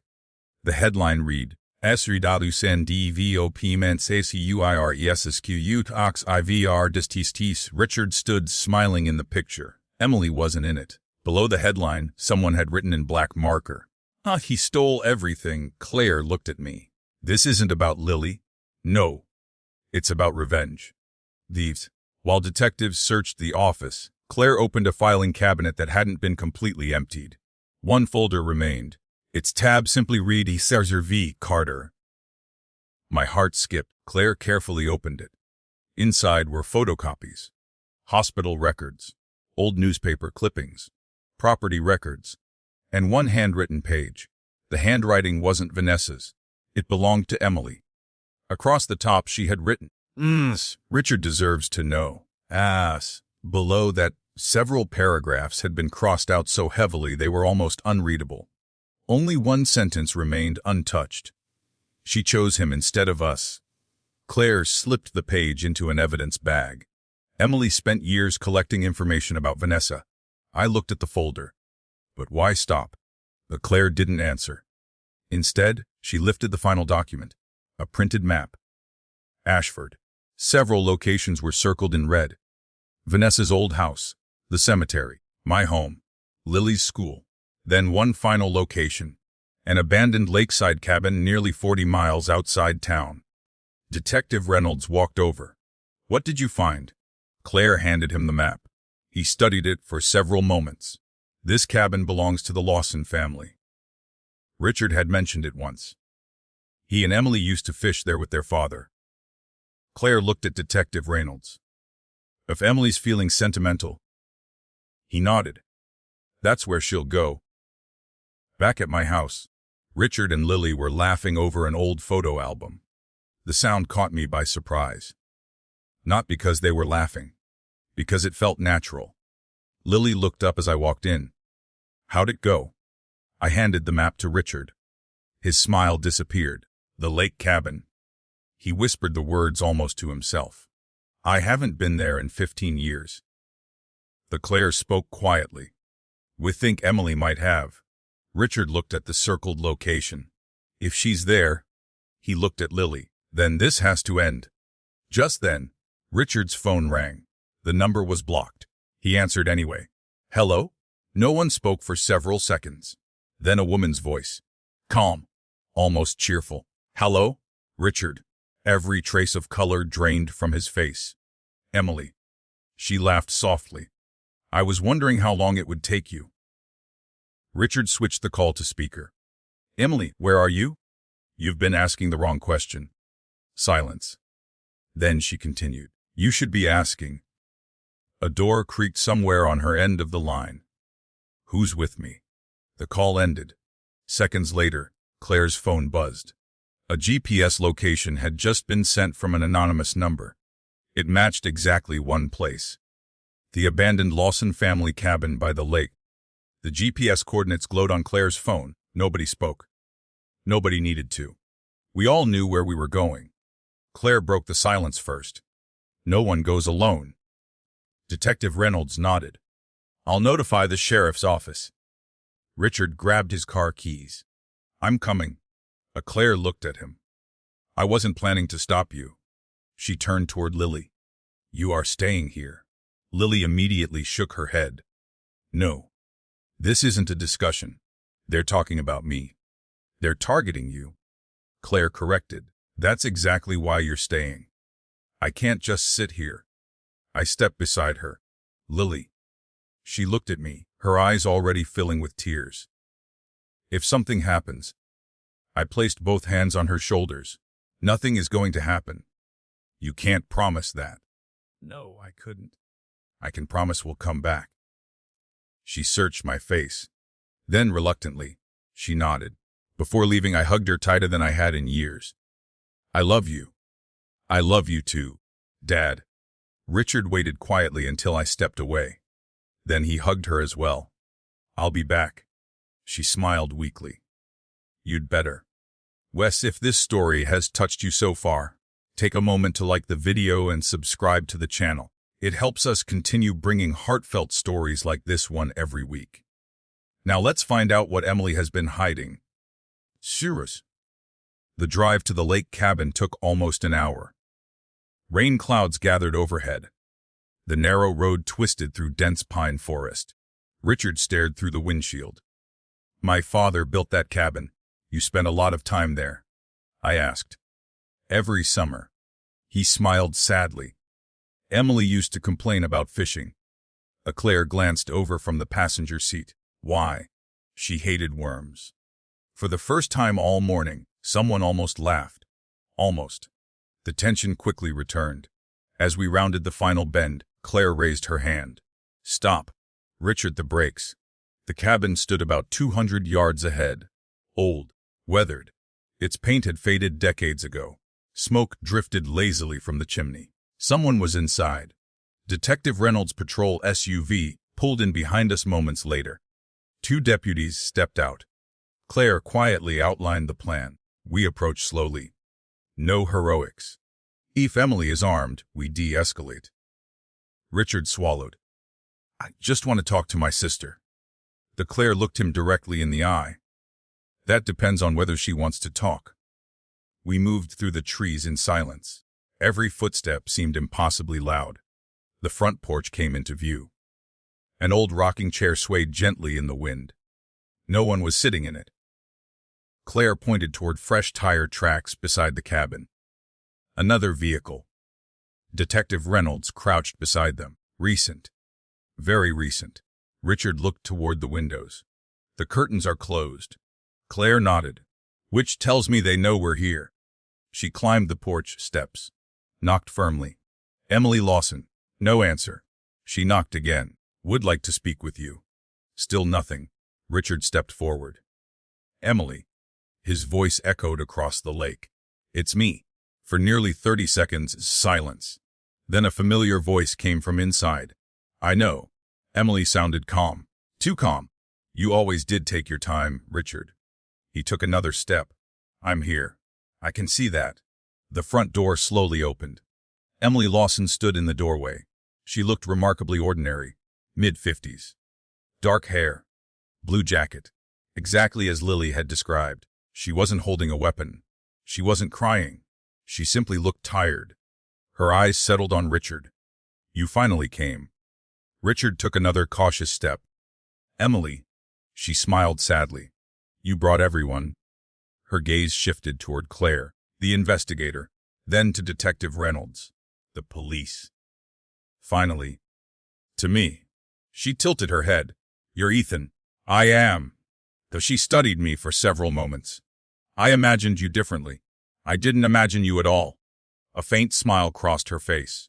"Fair enough." Richard spoke softly. "Emily, please." She interrupted. "Don't start with 'I'm sorry.'" He stopped talking. She nodded. "I've heard imaginary versions of that speech for years." Claire remained alert. "Emily?" "Yes. We're investigating criminal harassment." Emily shrugged. "I assumed you would." "The anonymous messages. The surveillance. The photographs." Emily looked genuinely puzzled. "I took photographs." She nodded toward Richard. "I wanted him to see what he'd thrown away." "You sent the messages." "No." Claire frowned. "No." Emily shook her head. "I don't need anonymous messages. I say what I mean." Detective Reynolds exchanged a quick glance with Claire. "Then who sent them?" Emily looked confused. "I thought Richard did." Richard stared at her. "What?" "I assumed you were manipulating Lily." "I would never do that." Emily laughed once. "A year ago I would have called you a liar." She looked at him carefully. "But..." She frowned. "I don't think you're lying." The air suddenly felt different. Claire noticed it too. She lowered her notebook. "Emily?" "Yes." "If you didn't send the messages, and you didn't leave the flowers, and you didn't mail the rabbit." Emily slowly shook her head. "No." Claire's expression hardened. "Then someone else did." Emily's confidence vanished. "What rabbit?" Nobody answered. Because the look on her face told us something important. She had absolutely no idea what we were talking about. Richard looked at Claire. Claire looked at Detective Reynolds. Detective Reynolds quietly reached for his radio. The investigation had just changed. Again, Emily whispered, "I followed Lily because I wanted Richard to see what he'd missed." She looked horrified. "But if someone else has been following her too?" She slowly turned toward the dark woods surrounding the cabin. "Then we're all in much bigger trouble." Before anyone could respond, a single gunshot echoed somewhere across the lake. Then came the unmistakable sound of a car engine roaring to life deep in the forest. Someone had been watching all of us. The gunshot echoed across the lake. Every conversation stopped instantly. Claire reacted first. "Down?" Richard pulled Emily toward the porch. Detective Reynolds drew his service weapon while the two deputies moved toward the tree line. I instinctively looked around for the source of the shot. Nothing. Only towering pines swaying in the wind. Then came the sound of tires spinning over gravel. A vehicle. Moving fast. Claire pointed toward the narrow logging road behind the cabin. There, a dark pickup truck burst through the trees. It never slowed down. It raced past the back of the property before disappearing around a bend. One deputy sprinted toward his patrol SUV. "We're in pursuit." Within seconds, sirens echoed through the forest. The chase was on. Claire remained focused on the cabin. "Nobody moves." She looked directly at Emily. "How many people know about this place?" Emily frowned. "Almost no one." "Think carefully." "My father." She stopped herself. "Has been gone for 12 years. Anyone else?" "My ex-husband." "When was the last time he was here?" "More than a decade ago." Richard looked around uneasily. "Our family used to come here every summer." Claire nodded. "Friends? Business associates?" Emily shook her head. "Nope." She hesitated. "At least, none that I can remember." Claire wasn't convinced. "Let's clear the cabin." The cabin smelled of old cedar and wood smoke. Someone had recently started a fire in the stone fireplace. A kettle still sat on the stove, warm, half full. Claire quietly searched each room. Detective Reynolds checked the upstairs bedrooms. I remained downstairs with Richard and Emily. Family photographs covered one wall. Most were faded. Richard picked up one framed picture. He and Emily couldn't have been older than 12 and 7. Both were smiling. Their father stood behind them with a hand resting on each of their shoulders. Richard stared at it for a long moment. "I forgot this was here." Emily looked over. "Dad always said this was his favorite picture." Richard smiled sadly. "He called it the last peaceful summer." Emily nodded. "It was." Neither of them spoke after that. Years of resentment seemed to dissolve beneath the weight of a single photograph. "Claire," Detective Reynolds called from upstairs. "We found something." We hurried up the narrow staircase. The attic door stood open. Dust covered almost everything. Almost. One corner had clearly been disturbed recently.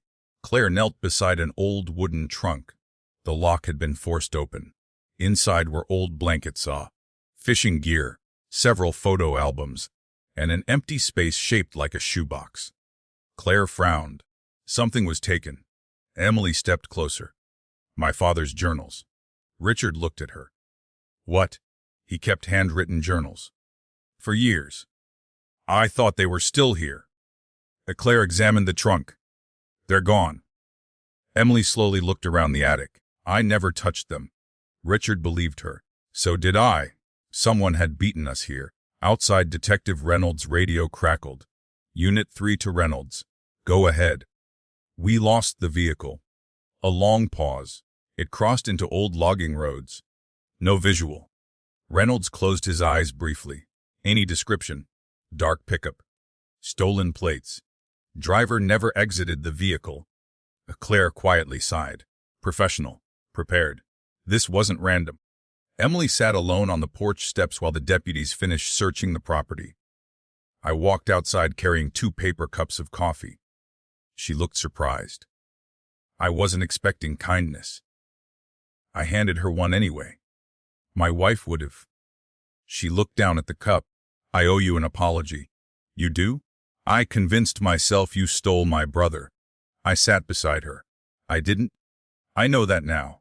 She stared across the lake. I was angry. I lost my job, my marriage, my parents. Richard was the only person left. She smiled bitterly. And I lost him too. You could have called. I tried. He wouldn't answer. Richard stepped out onto the porch. I answered. Emily looked at him. You answered as a CEO. Her voice remained calm. I needed my brother. Richard lowered his head. I know. For several seconds neither of them spoke. Then Richard quietly sat beside her. I'm sorry. Emily laughed softly. You finally said it. I should have said it years ago. She wiped away a tear. So should I. It wasn't forgiveness. Not yet. But it was a beginning. Claire interrupted gently. I hate to break up the reunion. She held up a clear evidence bag. We found this beneath the attic floorboards. Inside was a folded receipt. Richard frowned. Marina. The Claire nodded. 3 days ago. The receipt showed payment for fuel at Cedar Point Marina. Along with the fuel purchase was something else. Boat slip rental, number 27. Detective Reynolds looked toward the lake. There's another way off this property. Claire nodded. By water. 40. 5 minutes later they arrived at Cedar Point Marina. Most of the slips were occupied by small fishing boats. Slip 27 was empty. The dock manager hurried toward Detective Reynolds. I've already been expecting you. You have. A woman called 20 minutes ago. The Claire's expression sharpened. What woman? I don't know.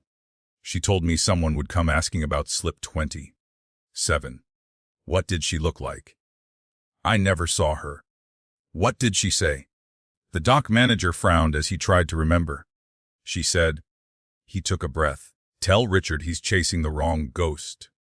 Richard's face hardened. What does that mean? No idea. The dock manager pointed toward the far end of the marina. But before she hung up, I heard another voice. Claire stepped closer. A man. The dock manager nodded. I think so. What did he say? He only said 4 words. The dock manager looked directly at Richard. She's almost here now. Silence settled over the dock. Claire slowly turned toward the empty lake. Her instincts were already racing ahead. She looked back at us. I don't think they were talking about Emily. Richard frowned. Then who? Claire answered quietly. I think they meant Lily. At that exact moment, Claire's phone rang. It was the deputy we had left outside my house. She answered immediately. What happened? The deputy's voice came through loud enough for all of us to hear. Mems Donovan. He sounded panicked. Lily is gone. For a moment, nobody breathed. Claire was the first to find her voice. What do you mean she's gone? The deputy answered immediately. I stepped inside for less than a minute. Why? Mrs. Henderson from next door brought over some food. My heart sank when I came back outside. Lily's phone was on the porch. The front gate was open, and she was gone. The Claire's tone became razor sharp. Any signs of a struggle? No. Witnesses. 1. An elderly neighbor saw Lily get into a silver SUV. I felt my knees weaken. Did she go willingly? The deputy hesitated. According to the witness, yes. Richard stepped closer. Did she recognize the driver? I don't know. Claire ended the call. We're going back. The drive back to Ashford felt endless. Every mile stretched into 10. Nobody spoke. Nobody wanted to imagine the possibilities. I replayed my last conversation with Lily over and over again. The hug, the promise. I'll come back. I gripped the dashboard until my knuckles turned white. Richard finally broke the silence. This is my fault. No, I said automatically. It is. He stared out the window. If Emily hadn't contacted me, if my family hadn't, I cut him off. Not now. He looked at me. We'll figure out who's responsible. Then we'll decide whose fault anything is. Claire kept her eyes on the road. Right now we focus on finding Lily. Nothing else mattered. Police cars lined my street. Yellow tape blocked off the front yard. Neighbors stood in small groups, speaking in hushed voices. I barely noticed them. I ran straight to the porch. Lily's phone still lay where the deputy had described. Its screen was cracked. Claire slipped on gloves before picking it up. No missed calls. No outgoing messages.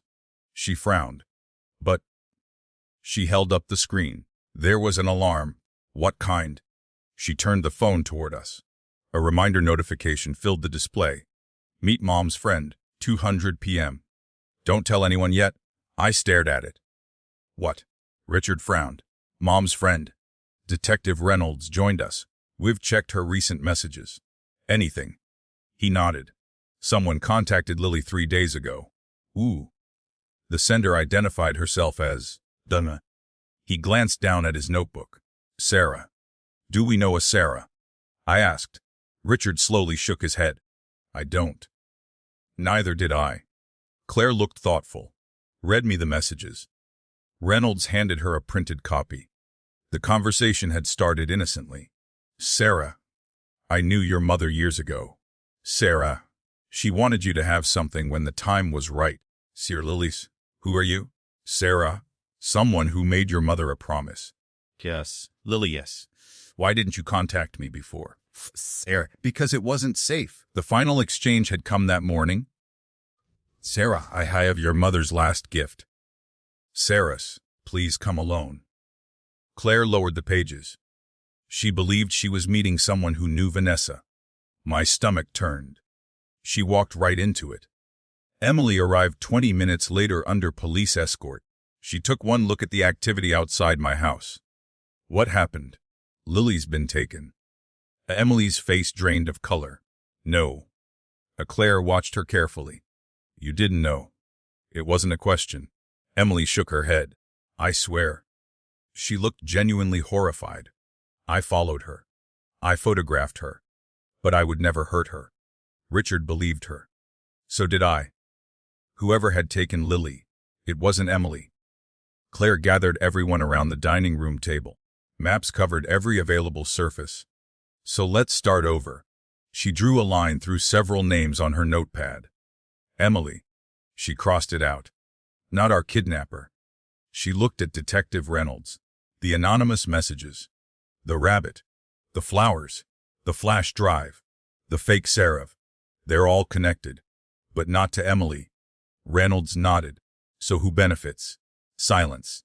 Then Emily quietly spoke. I might know. Every eye turned toward her. What do you mean? Richard asked. She hesitated. When I started looking into Vanessa. I wasn't the only one. Claire leaned forward. Explain. Emily took a deep breath. I hired a private investigator. My jaw tightened. You what? I wanted proof Richard had a daughter.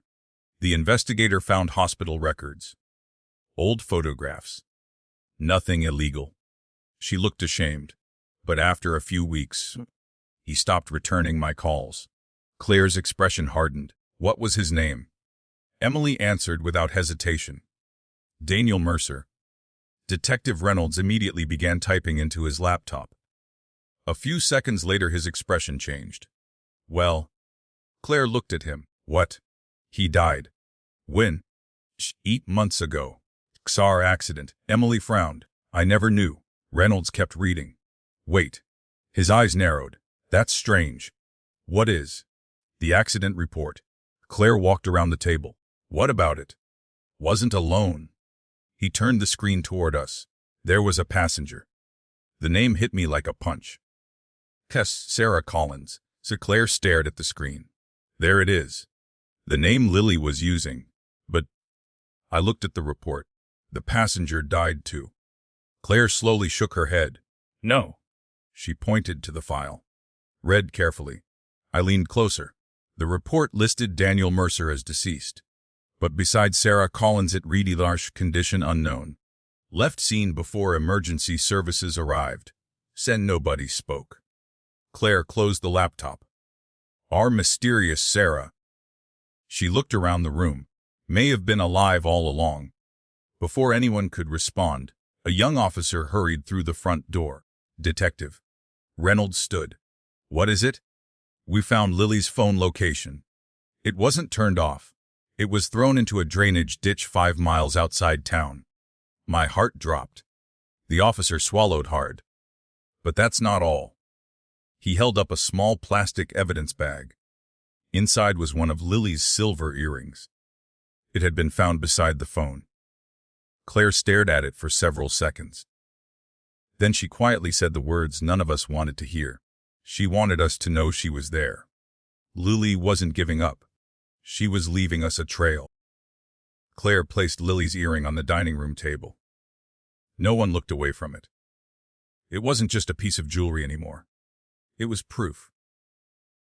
Proof that Lily had been thinking, that she was trying to help us find her. Claire looked at Detective Reynolds. Get every patrol unit to the drainage ditch. They're already on the way. What about traffic cameras? We're pulling everything within a 10-mile radius. Richard paced across the room. I should have protected her.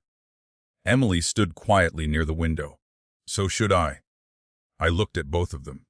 Blaming ourselves isn't going to bring her home. Claire nodded. Ethan's right. She picked up the evidence bag. Lily dropped this for a reason. She wants us following the trail. So that's exactly what we're going to do. The drainage ditch lay beside an old county road that cut through farmland north of Ashford. Blue police lights flashed against the growing darkness. Crime scene technicians worked carefully with flashlights. Claire crouched beside the ditch where Lily's phone had been recovered. It landed here. She pointed toward broken weeds along the shoulder, but it wasn't thrown from this direction. She turned and walked 20 feet farther down the road. There. Detective Reynolds joined her. Tire marks. 2 sets. One belonged to a police cruiser that had just arrived. The other was older, fresh enough to still be visible in the soft dirt. A forensic photographer documented every angle. Claire followed the tracks with her eyes. The vehicle stopped. Someone got out. She pointed toward a shallow footprint near the edge of the road. A woman's shoe. Size 8, maybe 9. Another technician called from farther ahead. Detective. Everyone hurried over. He held up a small piece of white fabric caught on a barbed wire fence. Claire examined it. It matches Lily's sweater. I closed my eyes. She hadn't been dragged. She'd been trying to leave signs, one after another. She's thinking clearly, Claire said. That's good. But she's running out of opportunities. Back at the station, surveillance footage finally began arriving. Officers reviewed hours of recordings from nearby intersections. Most showed ordinary traffic. Then one camera captured something important. A silver SUV passed through the intersection at 2:17 p.m. Claire froze the frame. Zoom in. The image sharpened. The license plate was partially obscured by mud. Only 4 characters were readable. 54 KA7P is SE the pursuiters. Detective Reynolds looked toward the DMV analyst. How many vehicles match? The analyst typed rapidly. Too many? Refine it. Silver SUV. Registered within 200 miles. The list shrank. 34. Annie connected to Sarah Collins. The analyst shook his head. None. What about Daniel Mercer? No match. Claire leaned closer to the screen. Can you enhance the driver's face? The technician tried. The windshield glare made it nearly impossible. Finally, a blurry profile emerged. Female. Dark hair. Sunglasses. Emily looked over the technician's shoulder. That's not me. Claire agreed. No. It's someone else. Across town, Lily slowly opened her eyes. The room was dimly lit. Wooden walls. A single bed. 1 chair. 1 small window covered by heavy curtains. Her hands weren't tied. The door, however, was locked. She sat up carefully. Her head ached. The last thing she remembered was climbing into the SUV. The woman had smiled kindly. I'm Sarah. I knew your mother. Everything after that became a blur. Lily stood and tested the window. It wouldn't open. She listened. Silence. Then footsteps. The door unlocked. A woman entered carrying a tray with soup and water. She appeared to be in her late 40s. Dark hair. calm eyes. Nothing about her seemed threatening. You should eat. Lily stepped backward. Who are you? The woman sighed. My name is Sarah. Why am I here? Because I needed you to listen. You kidnapped me. Sarah lowered her eyes. I know how it looks. It looks exactly like a kidnapping. Sarah didn't argue. Instead, she placed the tray on the table. I never intended to hurt you. Then take me home. I can't. Why not? Sarah looked toward the closed door. Because someone else is coming. A chill ran through Lily. Ooh. Sarah hesitated. The man who's been following you. At the police station, Claire stood before the evidence board. Anonymous texts. The rabbit. Vanessa's video. The safety deposit box. Emily. Daniel Mercer. Sarah Collins. She stared at every photograph in silence. Something didn't fit. Then she noticed it. The dates. Detective Reynolds looked up. What about them? Claire pointed to the timeline. Daniel Mercer died 8 months ago. He nodded. The anonymous messages started 3 months ago. So, if Mercer was investigating Vanessa, and Sarah survived the accident, she tapped the board. Why wait 5 months? The room fell silent. Emily frowned. Maybe she was hiding. Claire slowly shook her head. No. Something happened 5 months ago. She looked toward Richard. What changed? Richard thought carefully. Then his expression shifted. My father's estate. Everyone looked at him. What about it? I asked.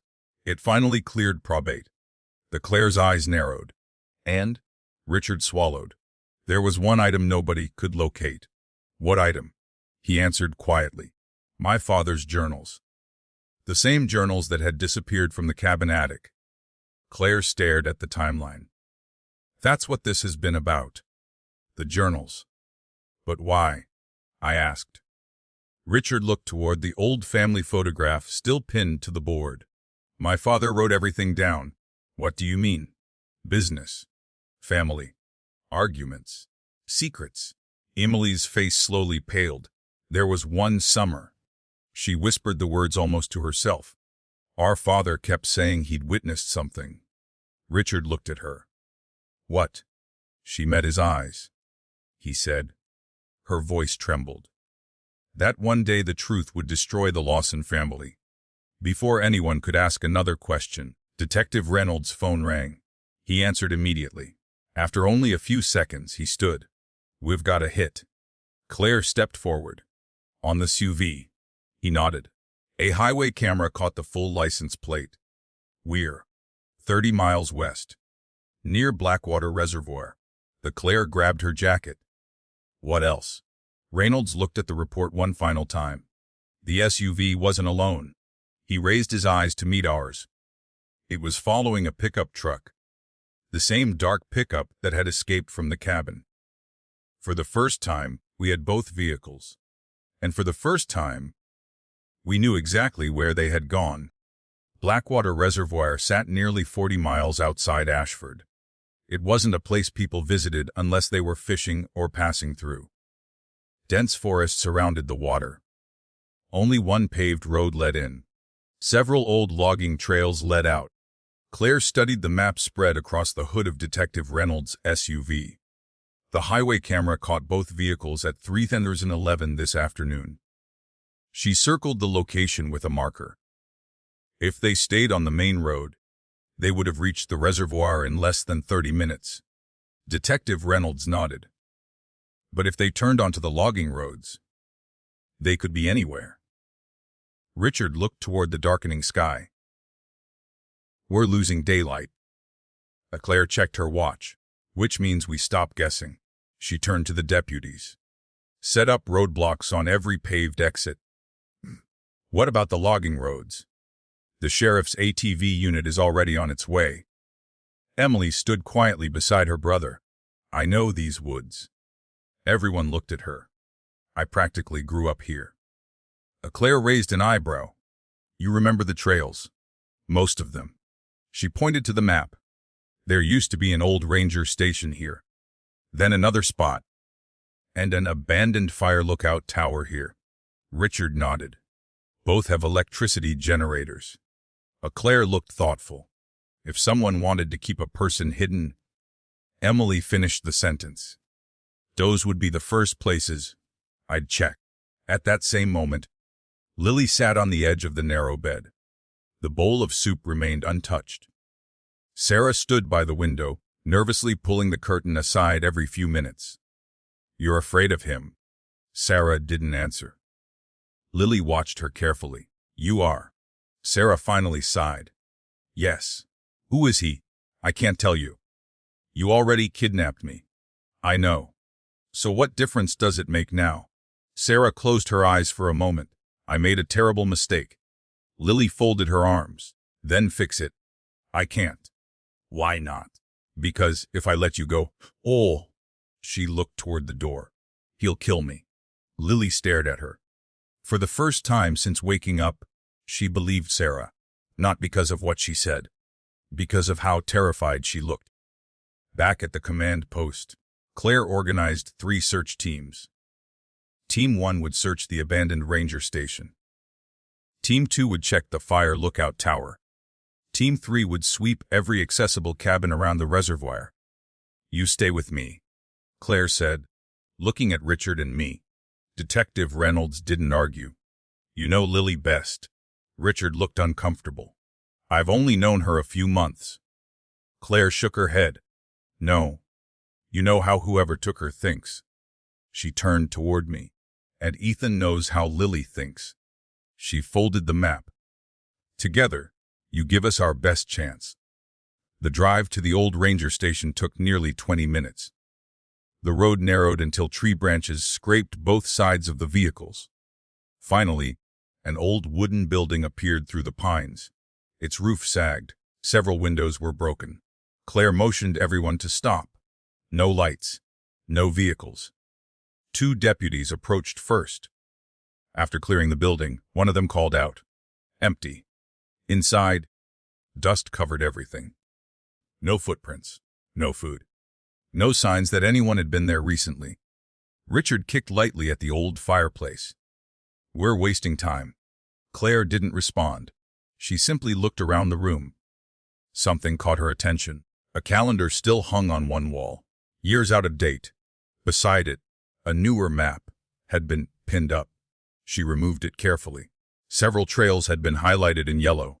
One trail ended at a place marked Simply's Bass Eagle Point Cabin. Claire frowned. That wasn't on the county maps. Emily stepped closer. It belonged to our grandfather. Richard looked surprised. I thought it burned down. So did I. Emily traced the trail with her finger. But if someone repaired it... Claire looked at Detective Reynolds. How far? About 7 miles. Can we drive there? He shook his head. Not in these vehicles. ATVs only. The Claire immediately reached for her radio. Redirect Team 2. Lily heard an engine outside. Sarah heard it too. Her face went white. He's early. She hurried toward the door. Lily stepped in front of her. Don't leave. Sarah grabbed both of Lily's shoulders. Listen to me. Her voice shook. If anything happens... She pulled a folded piece of paper from her pocket. Hide this. Lily looked down. What is it? Don't open it unless you escape. Escape. Sarah nodded. It explains everything. Footsteps echoed across the porch. Heavy footsteps. Not one person. 2. Sarah whispered urgently. Under the mattress. Lily slid the folded paper beneath the thin mattress just as the front door opened. A tall man walked inside. Broad shoulders. Dark baseball cap. The same silhouette seen in the church security footage. He looked at Lily for only a second. Then turned toward Sarah. You've been talking. Sarah forced a smile. No. He stepped closer. I told you not to. I didn't. His eyes narrowed. You've always been a terrible liar. Lily felt every muscle in her body tense. The man smiled. It wasn't a kind smile. It wasn't an angry one either. It was the smile of someone completely certain he was in control. Claire's convoy reached the edge of the forest where the ATV trail began. The deputies unloaded 4 wheelers while the search teams prepared flashlights and radios.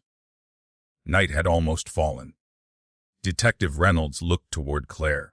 "We're running out of time." She nodded. "I know." Just as everyone climbed onto the ATVs, Claire's radio crackled. "Dispatch to Donovan." "Go ahead." We've identified the man from the church footage." "Name?" A brief burst of static. Then the dispatcher answered. "Thomas Mercer." Claire's expression changed instantly. "Related to Daniel Mercer, his older brother." Silence. Then the dispatcher added one final sentence. "Thomas Mercer disappeared the day after Daniel's fatal car crash." Claire slowly lowered the radio. She looked at me. Then at Richard. "I think we finally know who's been behind this." Before anyone could respond, a single light flickered on in the distance, high above the trees, near Eagle Point Cabin. Someone was there. The light blinked once. Then it disappeared. Claire kept her eyes fixed on the ridge. "You all saw that?" Detective Reynolds nodded. "Eagle Point." Emily looked toward the dark outline of the mountain. "The cabin sits just below the old fire lookout." Richard climbed onto one of the ATVs. "Then what are we waiting for?" Claire held up a hand. "We're not rushing into an ambush." She pointed to the map. "There are only 2 trails leading to that cabin." She traced the first with her finger. The main path. Then the second. And an older service trail. Detective Reynolds understood immediately. "We split up." "Exactly." She looked at the deputies. "Team 1 comes with me on the main trail." She turned toward Reynolds. "You take Team 2 around the back." Then she looked at me, Richard, and Emily. "You stay between both teams.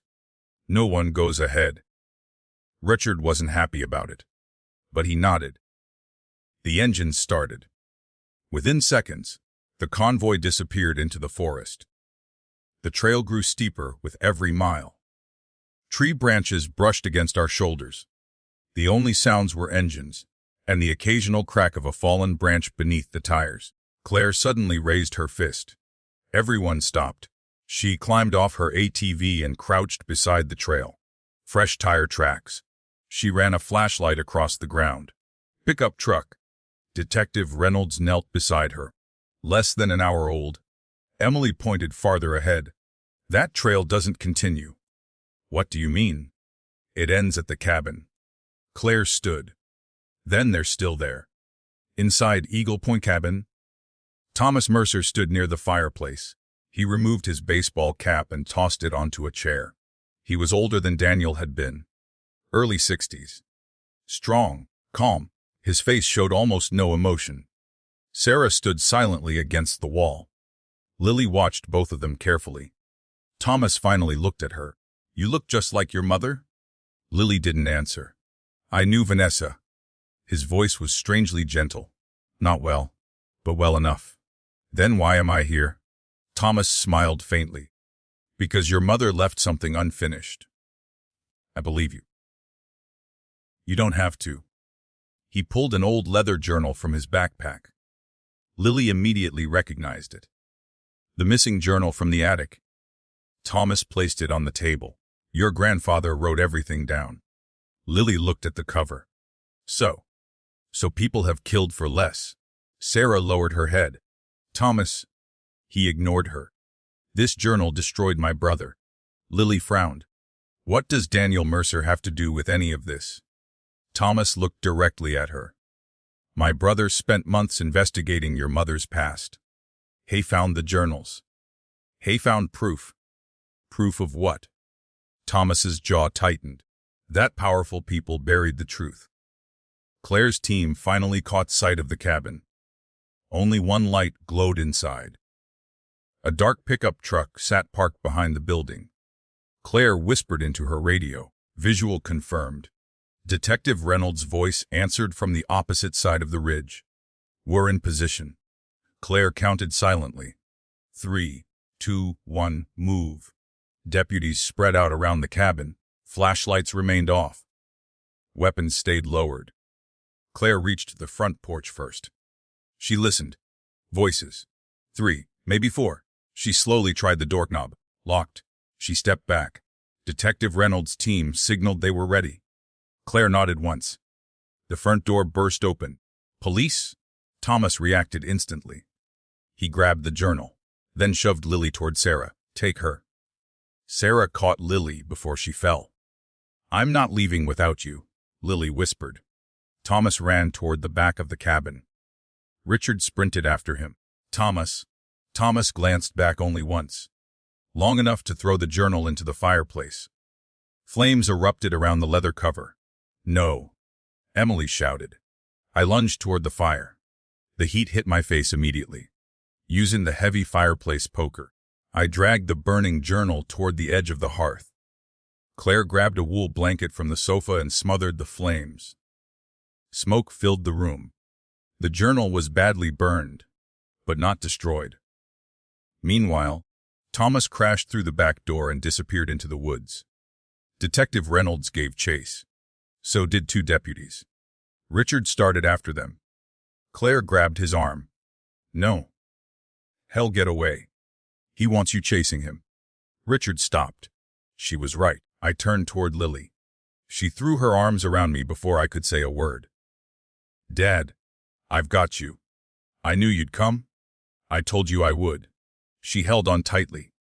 Richard joined us a second later. He looked at Lily as if he couldn't quite believe she was standing there. Are you hurt? She shook her head. I'm okay. Then she looked toward Sarah. She protected me. Every eye turned toward the frightened woman. Sarah slowly raised her hands. I'll tell you everything. The Claire nodded. You will. Sarah pointed toward the half-burned journal. But read that first. Why? Because Thomas isn't after Lily. Silence filled the cabin. Sarah swallowed it hard. She was only bait. The Claire stared at her. Bait for who? Sarah looked directly at Richard. For you. Before anyone could ask another question, Detective Reynolds' voice exploded over the radio. Shots fired. A burst of static followed. Then his strained voice returned. Thomas is heading for the lookout tower. Claire immediately grabbed her flashlight. Move. The race wasn't over yet. Claire was already out the door before the radio transmission ended. Reynolds' report. Only static answered. Then came his voice again. I'm okay. Another burst of interference. Thomas is climbing the tower. Claire looked at the deputies. Let's go. Richard started running before anyone else. I stayed beside Lily. Claire pointed toward us. You and Sarah stay here until another unit arrives. Lily immediately protested. No. Claire stopped long enough to look her in the eye. This isn't about courage. It's about safety. Lily knew she was right. Reluctantly, she nodded. I'll stay. I squeezed her shoulder. I'll be back. She managed a small smile. You keep saying that, when I keep meaning it. The climb to the fire lookout tower was steep. Loose rocks shifted beneath our boots. The forest had grown almost completely dark. Only our flashlights cut through the trees. Halfway up the trail we found Detective Reynolds. He was leaning against a boulder, breathing heavily. You hit my shoulder. He winced, grazed.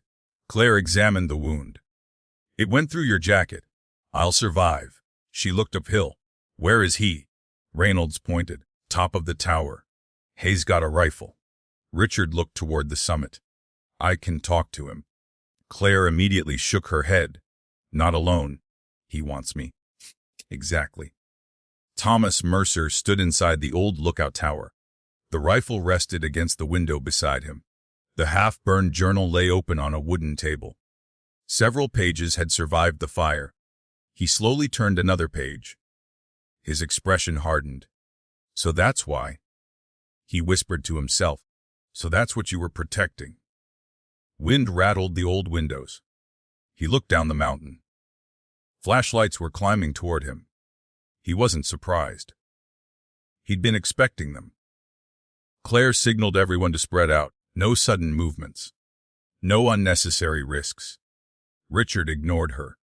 He stepped into the open clearing below the tower. Thomas. His voice echoed across the mountain. I know you can hear me. A few seconds later, Thomas appeared in the tower doorway. He looked down calmly. You came. Richard nodded. You've hurt enough people.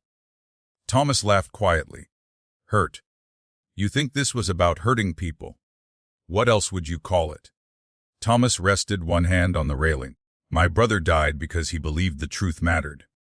He died in a car accident. Thomas's expression darkened. That's what the report says. Claire watched him carefully. You think Daniel was murdered? I know he was. Do you have proof? Thomas held up the journal. I do now. Claire exchanged a quick glance with Detective Reynolds. She needed him talking, needed him distracted. Then tell us. Thomas smiled. You're late. What does that mean? It means the people responsible have had 17 years to prepare. Richard took another cautious step forward. Thomas. My father saw something. He wrote it down. He gave the journals to Daniel. But Daniel trusted the wrong people. Claire kept her voice steady. Who? Thomas looked directly at her. I don't know. That's why I needed Richard. Richard frowned. Me. Thomas nodded. The moment your father died, I knew everyone would start looking for the journals. So you kidnapped Lily. Thomas shook his head. I never intended for her to stay involved. Claire's eyes narrowed. What does that mean? He looked genuinely irritated. Sarah acted without my permission. Everyone froze. Claire slowly turned. Sarah had said exactly the opposite. One of them was lying. Back at the cabin, Sarah sat wrapped in a blanket while Lily watched her carefully. An ambulance crew checked Sarah's blood pressure. She looked exhausted. Lily finally broke the silence. You knew my mother. Sarah nodded. Yes. Were you really her friend? I worked with her? At the hospital. Sarah looked surprised. How did you know? You knew about her chemotherapy. Sarah smiled sadly. I was one of her oncology nurses. Lily's eyes widened. You really did know her. I did. Sarah looked down. When Vanessa realized she was running out of time, she asked me for one favor. What favor? If anything ever happened to Ethan, or if Lily ever needed answers. I was supposed to help? Lily frowned. Then why disappear for all these years? Tears filled Sarah's eyes. Because Daniel found the journals. And after that, people started dying. Up at the tower, Claire continued to keep Thomas talking. You said Daniel trusted the wrong people. Thomas nodded. He thought the journals would expose them. And never got the chance. Richard looked up at him. Thomas, my father isn't here anymore. My sister is here. Lily is safe. This ends tonight. Thomas looked down at the journal in his hands. You still don't understand. Nuke. Richard admitted, I don't. Thomas carefully tore one page from the journal. Then another. The wind immediately caught them. Burned fragments drifted into the darkness like falling leaves. No. Emily cried from below. Thomas ignored her. The names don't matter anymore. Claire took one slow step closer. They matter to someone. Thomas looked directly at her. They'll matter to you. Before Claire could respond, a loud mechanical crack echoed through the tower. The old wooden structure shifted. Detective Reynolds looked up sharply. The supports, years of rot, combined with Thomas's movement, had weakened the tower. One of the main beams splintered. The entire structure groaned. Claire shouted without hesitation, Everybody back. Richard looked up just as another beam snapped. The fire lookout tower began to collapse, and Thomas Mercer was still inside. The tower leaned sideways with a sound like cracking thunder. Run! Claire shoved Richard backward, just as another support beam gave way. Everyone scattered across the clearing. The upper platform twisted. Windows exploded outward. Wood and broken glass rained down the hillside. Thomas disappeared inside a cloud of dust. The entire structure collapsed into itself. Silence followed. Then the sound of splintering timber settling against the mountainside. Nobody moved. Claire was the first to react. Check for survivors. Deputies rushed toward the wreckage. Richard followed before anyone could stop him. "Thomas?" There was no answer. Only the hiss of broken electrical wires and the smell of fresh pine. It took nearly 10 minutes to clear enough debris to reach the center of the collapse. Detective Reynolds pulled away a heavy section of roof. "I've got him." Thomas lay trapped beneath a large wooden beam. He was conscious. Barely. Blood trickled from a cut above his forehead. Richard dropped to his knees beside him. "Don't move." Thomas managed a weak smile. "I wasn't planning to." Claire called for the paramedics waiting farther down the trail. "They're coming." Thomas slowly shook his head. "They're too late." "No?" Richard gripped his hand. "They're not." Thomas looked at him with tired eyes. "My brother used to make promises like that."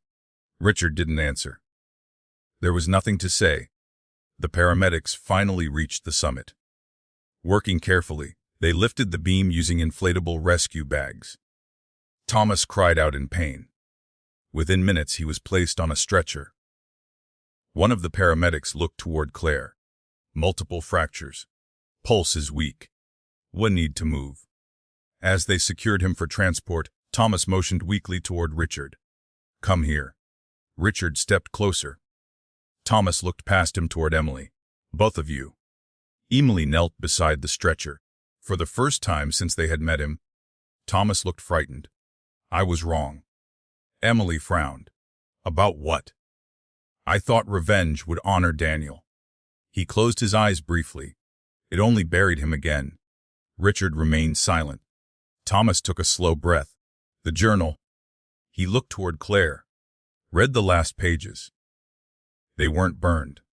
The Claire nodded. "We will." Thomas reached into the pocket of his jacket with trembling fingers. He pulled out a small brass key. "This opens a filing cabinet." "Where?" Claire asked. "My brother's office. I kept it. I couldn't let anyone else have it." Claire accepted the key. "What will we find?" Thomas's answer came almost as a whisper. "Everything Daniel discovered." By sunrise the following morning, the small conference room at the Ashford Police Department was filled with boxes recovered from Daniel Mercer's abandoned office. Claire unlocked the old filing cabinet using Thomas's key. Inside were dozens of neatly labeled folders, hospital records, financial statements, property transactions, handwritten notes, everything Daniel had collected before his death. Detective Reynolds carefully removed the final binder. Across the front someone had written "Lawson Investigation." Claire opened it. The first page immediately caught her attention. It wasn't about Vanessa. Richard looked confused. "What?" Claire turned another page. Daniel wasn't investigating her. He was investigating your father's company. Emily stepped closer. "My father." Claire nodded. He believed someone inside Lawson Developments had been buying land through shell companies. Richard frowned. "That happened years before I became CEO." "I know." She flipped through more documents. "Daniel believed your father discovered it and started documenting everything." Emily slowly lowered herself into a chair. "So that's what the journals were about." The Claire nodded. "Not Lily. Not Vanessa. Corporate fraud." Richard stared at the files. "My father never told me. He may have been trying to protect you." Later that afternoon, Thomas Mercer asked to speak with everyone before he was transferred to a larger hospital. His voice was weak but steady. "I owe all of you the truth." Claire switched on a recorder. Thomas nodded. "When Daniel found evidence that company executives were secretly buying land from struggling families using fake businesses, he believed the police would fix it. He copied everything. He hid the journals. And then he died." "You think he was murdered?" Claire asked. Thomas looked at her. "I still don't know. But I know he was afraid. He told me if anything happened to him, I should protect the journals." Richard looked down. "You thought my family was responsible." "I did.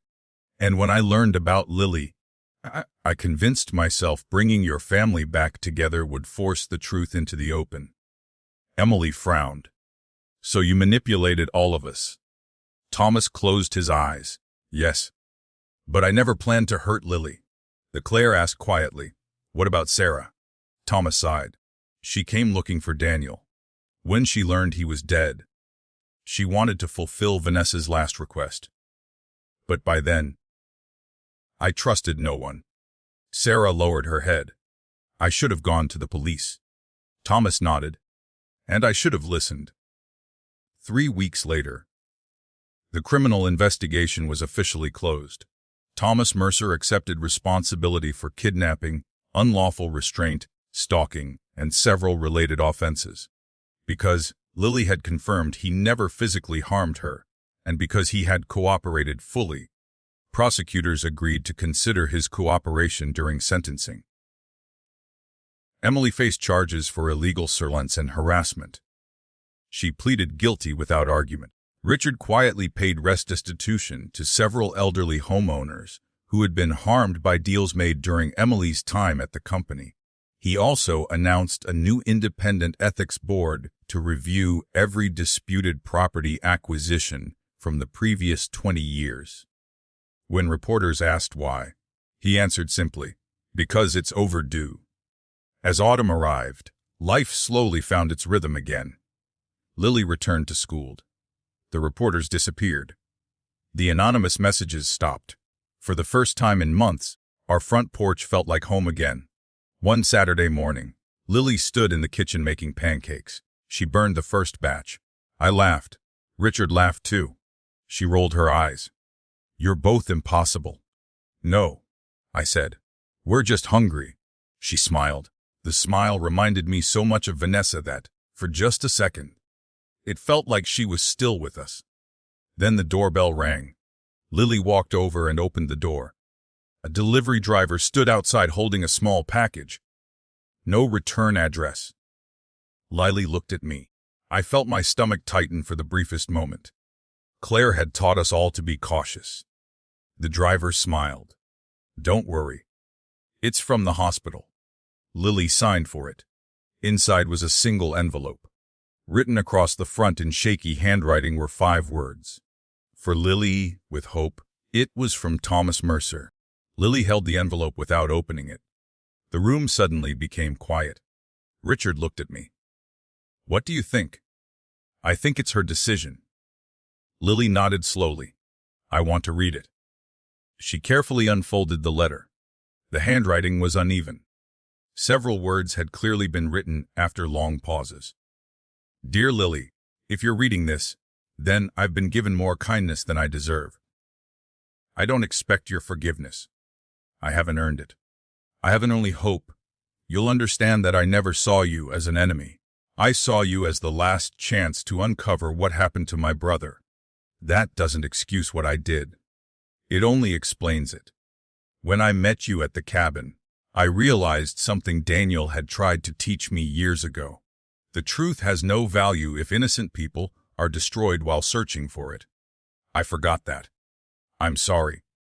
There is one more thing you should know. Your mother once told Sarah that she hoped you would grow up surrounded by people who chose love over pride. Looking at your family now, I think her wish came true. Please don't waste another day carrying anger. I've already wasted enough for all of us. Thomas Mercer. Lily quietly folded the letter. Nobody spoke.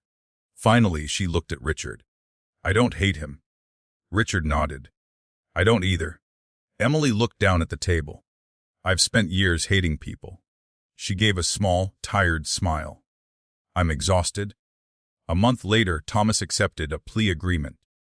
He received a prison sentence for kidnapping, unlawful restraint, stalking, and related offenses, with the judge noting his cooperation and the fact that Lily had not been physically harmed. Before sentencing, Thomas stood and addressed the courtroom. I blamed the wrong people. He looked toward Richard. I let grief become an excuse. Then he turned toward me. You spent 16 years loving a little girl without asking for anything in return. His voice cracked. I should have recognized that sooner. Finally, he faced Lily. I hope one day your life becomes so ordinary that you barely remember my name. The judge thanked him for his statement before imposing the sentence. As deputies escorted Thomas from the courtroom, he didn't look back. Emily's sentencing took place the following week. She pleaded guilty to harassment and unlawful surveillance. The judge ordered probation, community service, counseling, and restitution. Outside the courthouse, Emily stopped beside Richard. I don't expect us to become a family again overnight. Richard smiled gently. I don't expect that either. She nodded. But maybe. She hesitated. Coffee. Richard laughed. Coffee sounds like a good place to start. It wasn't a dramatic reunion. It didn't erase years of pain. But it was honest. Sometimes honesty is enough. 3 months passed. Winter slowly gave way to spring. Richard kept his promise about the company. Independent auditors reviewed decades of property transactions. Several elderly families received compensation. A scholarship fund was created in Daniel Mercer's name to support investigative journalism students. When reporters asked why Richard had chosen that tribute, he answered, because asking difficult questions shouldn't cost someone their life. The investigation into Daniel's death officially remained unresolved. The evidence wasn't strong enough to prove murder, but new information led police to reopen the case as an active investigation. Claire called me the day she received the notice. We may never know exactly what happened. I know. But we're not closing the file. I smiled. I wouldn't expect you to. Life became wonderfully predictable. Saturday mornings meant pancakes. Wednesday evenings meant dinner with Richard. Every Sunday afternoon, Lily visited Vanessa's grave. Sometimes I went. Sometimes Richard went. Sometimes all three of us stood there together. The first few visits felt awkward. Then they simply became normal. One afternoon, Lily placed fresh white lilies beside the headstone. They're still your favorite. She smiled. I finally understand why. Richard looked at the flowers. They're beautiful. Lily slipped one hand into mine, the other into Richard's. Neither of us moved. Neither of us needed to. Vanessa had once feared her daughter would be forced to choose. Standing there, we realized she never had. Later that evening, Lily found the old leather journal Vanessa had written for her. She sat on the back porch reading another letter. I walked outside carrying 2 mugs of tea. She looked up. Mom wrote something I hadn't noticed before. What is it? She turned the page toward me. Near the bottom, in Vanessa's familiar handwriting, was a single sentence. Families aren't built by perfect beginnings. They're built by the people who refuse to walk away. I read it twice, then handed the journal back. She was right. Lily smiled. I know. She looked toward the setting sun. You know. What? I used to think I had 2 completely different fathers. I waited. Now I think I was just lucky enough to have 2 men who loved me differently. I laughed softly. I think that's exactly what your mother hoped. Richard stepped onto the porch carrying a plate stacked with pancakes. I heard my name. Lily grinned. Perfect timing. He looked from her to me. What did I miss? I smiled. Nothing. For the first time in a very long while, that was true. There were no secrets left between us. Only tomorrow, and for once, tomorrow felt like a gift. 1 year later, the first Saturday in May arrived with clear skies and a gentle breeze. For the first time in a long time, the house was full again. Not because of lawyers. Not because of detectives. Not because someone had brought terrible news. Just family. Richard stood in the backyard arguing with the grill. I swear this thing worked last summer. Emily laughed from the patio. You've said that every summer for 20 years. I'll figure it out. You always do. Their relationship wasn't perfect. It probably never would be. But they were trying. And sometimes trying is the most honest form of love. Inside the kitchen, Lily stood beside me flipping pancakes. You know, she smiled. I've gotten better. I looked at the stack beside her. Much better? No burned ones today. I'm almost disappointed. She nudged my shoulder. I knew you'd say that. She had finished her first year of college. She still came home almost every weekend. She still called me when she couldn't decide which class to take. She still called Richard whenever she had questions about business or internships. She'd built a life where neither relationship threatened the other. Instead, they strengthened each other. Vanessa would have loved that. After breakfast, we drove together to the cemetery. It had become our tradition. White lilies rested in Lily's hands. She knelt in front of Vanessa's headstone and gently placed them against the polished granite. We're all here. She smiled. Just like you wanted. The wind stirred the branches overhead. Richard stood quietly a few steps away. Emily folded her hands. I slipped one hand into my jacket pocket. No one rushed to leave. No one felt uncomfortable anymore. Silence no longer meant pain. Sometimes, it simply meant peace. Lily looked at the engraving on the headstone. Then she quietly laughed. What? I asked. I finally figured something out. Richard smiled. What is it? She looked at both of us. For years, I thought my story began the day I chose between two fathers. She shook her head. I was wrong. When did it begin? I asked. The day both of you decided to keep loving me. Neither Richard nor I could answer. There wasn't anything to add. She had said it perfectly. A few weeks later, Lawson Developments hosted a community event in downtown Ashford. Not to announce another luxury project. Not to celebrate profits. Instead, Richard unveiled a new community center built on land that had once been tied to the fraudulent property deals. Several of the elderly homeowners stood beside him during the ceremony. So many families were hurt by decisions this company made years ago. Richard said, "We can't erase the past, but we can take responsibility for it." He stepped away from the podium and invited the former homeowners to cut the ribbon instead. The applause that followed wasn't loud. It was sincere. Emily watched from the crowd. When the ceremony ended, she walked over to one of the elderly couples she had once intimidated during her years at the company. "I owe you an apology." The woman studied her for a long moment, then quietly nodded. "Keep doing better." "I will." It wasn't forgiveness, but it was another beginning. Later that summer, Claire stopped by the house. For the first time since the investigation ended, she wasn't carrying a case file. She accepted a cup of coffee and sat on the porch. "Feels strange being here without bad news," I said. "I'd like to keep it that way." Richard joined us. "What happened with Daniel Mercer's case?" Claire leaned back in her chair. "The investigation is still open." She smiled faintly. "But we've recovered enough evidence to understand most of what happened. And there probably won't be dramatic arrests. No secret criminal organization. No conspiracy." She looked toward the garden where Lily was pulling weeds. "Sometimes greed destroys enough lives all by itself." Richard nodded slowly. "I've learned that." Claire stood to leave. Before walking to her car, she turned back toward us. "You know what?" I asked. "I've investigated a lot of families." She smiled. "Very few survived the truth." She looked at Lily. "Yours did." After she drove away, none of us spoke for a while. Her words stayed with me.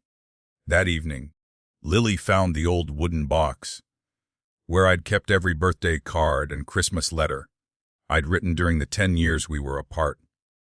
She carried it onto the porch. "I've read all of them now." "I know. I cried through most of them. I figured you might." She sat beside me. "Can I ask you something?" "Always."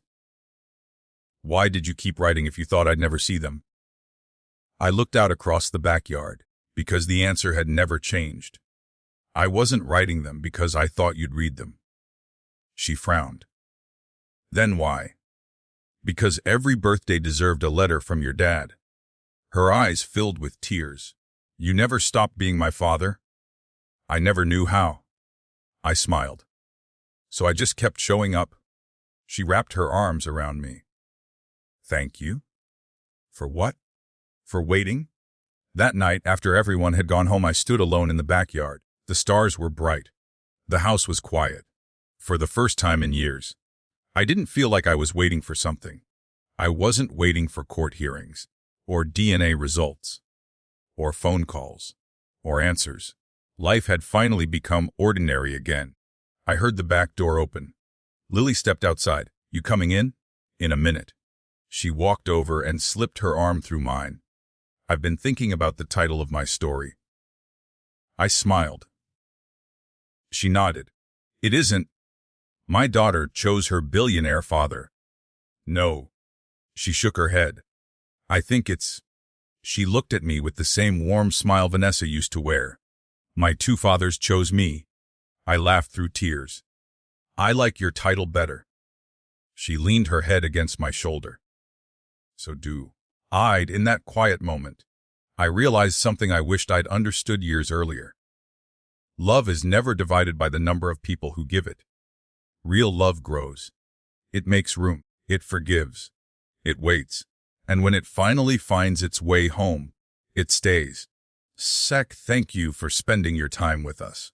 If Ethan, Lily, Richard, and everyone in this story touched your heart, we'd love to have you join us for more heartfelt stories. Subscribe to the channel and let us know in the comments. Do you believe fatherhood is defined by blood, by love, or by both? Your thoughts might help someone who needs to hear them today.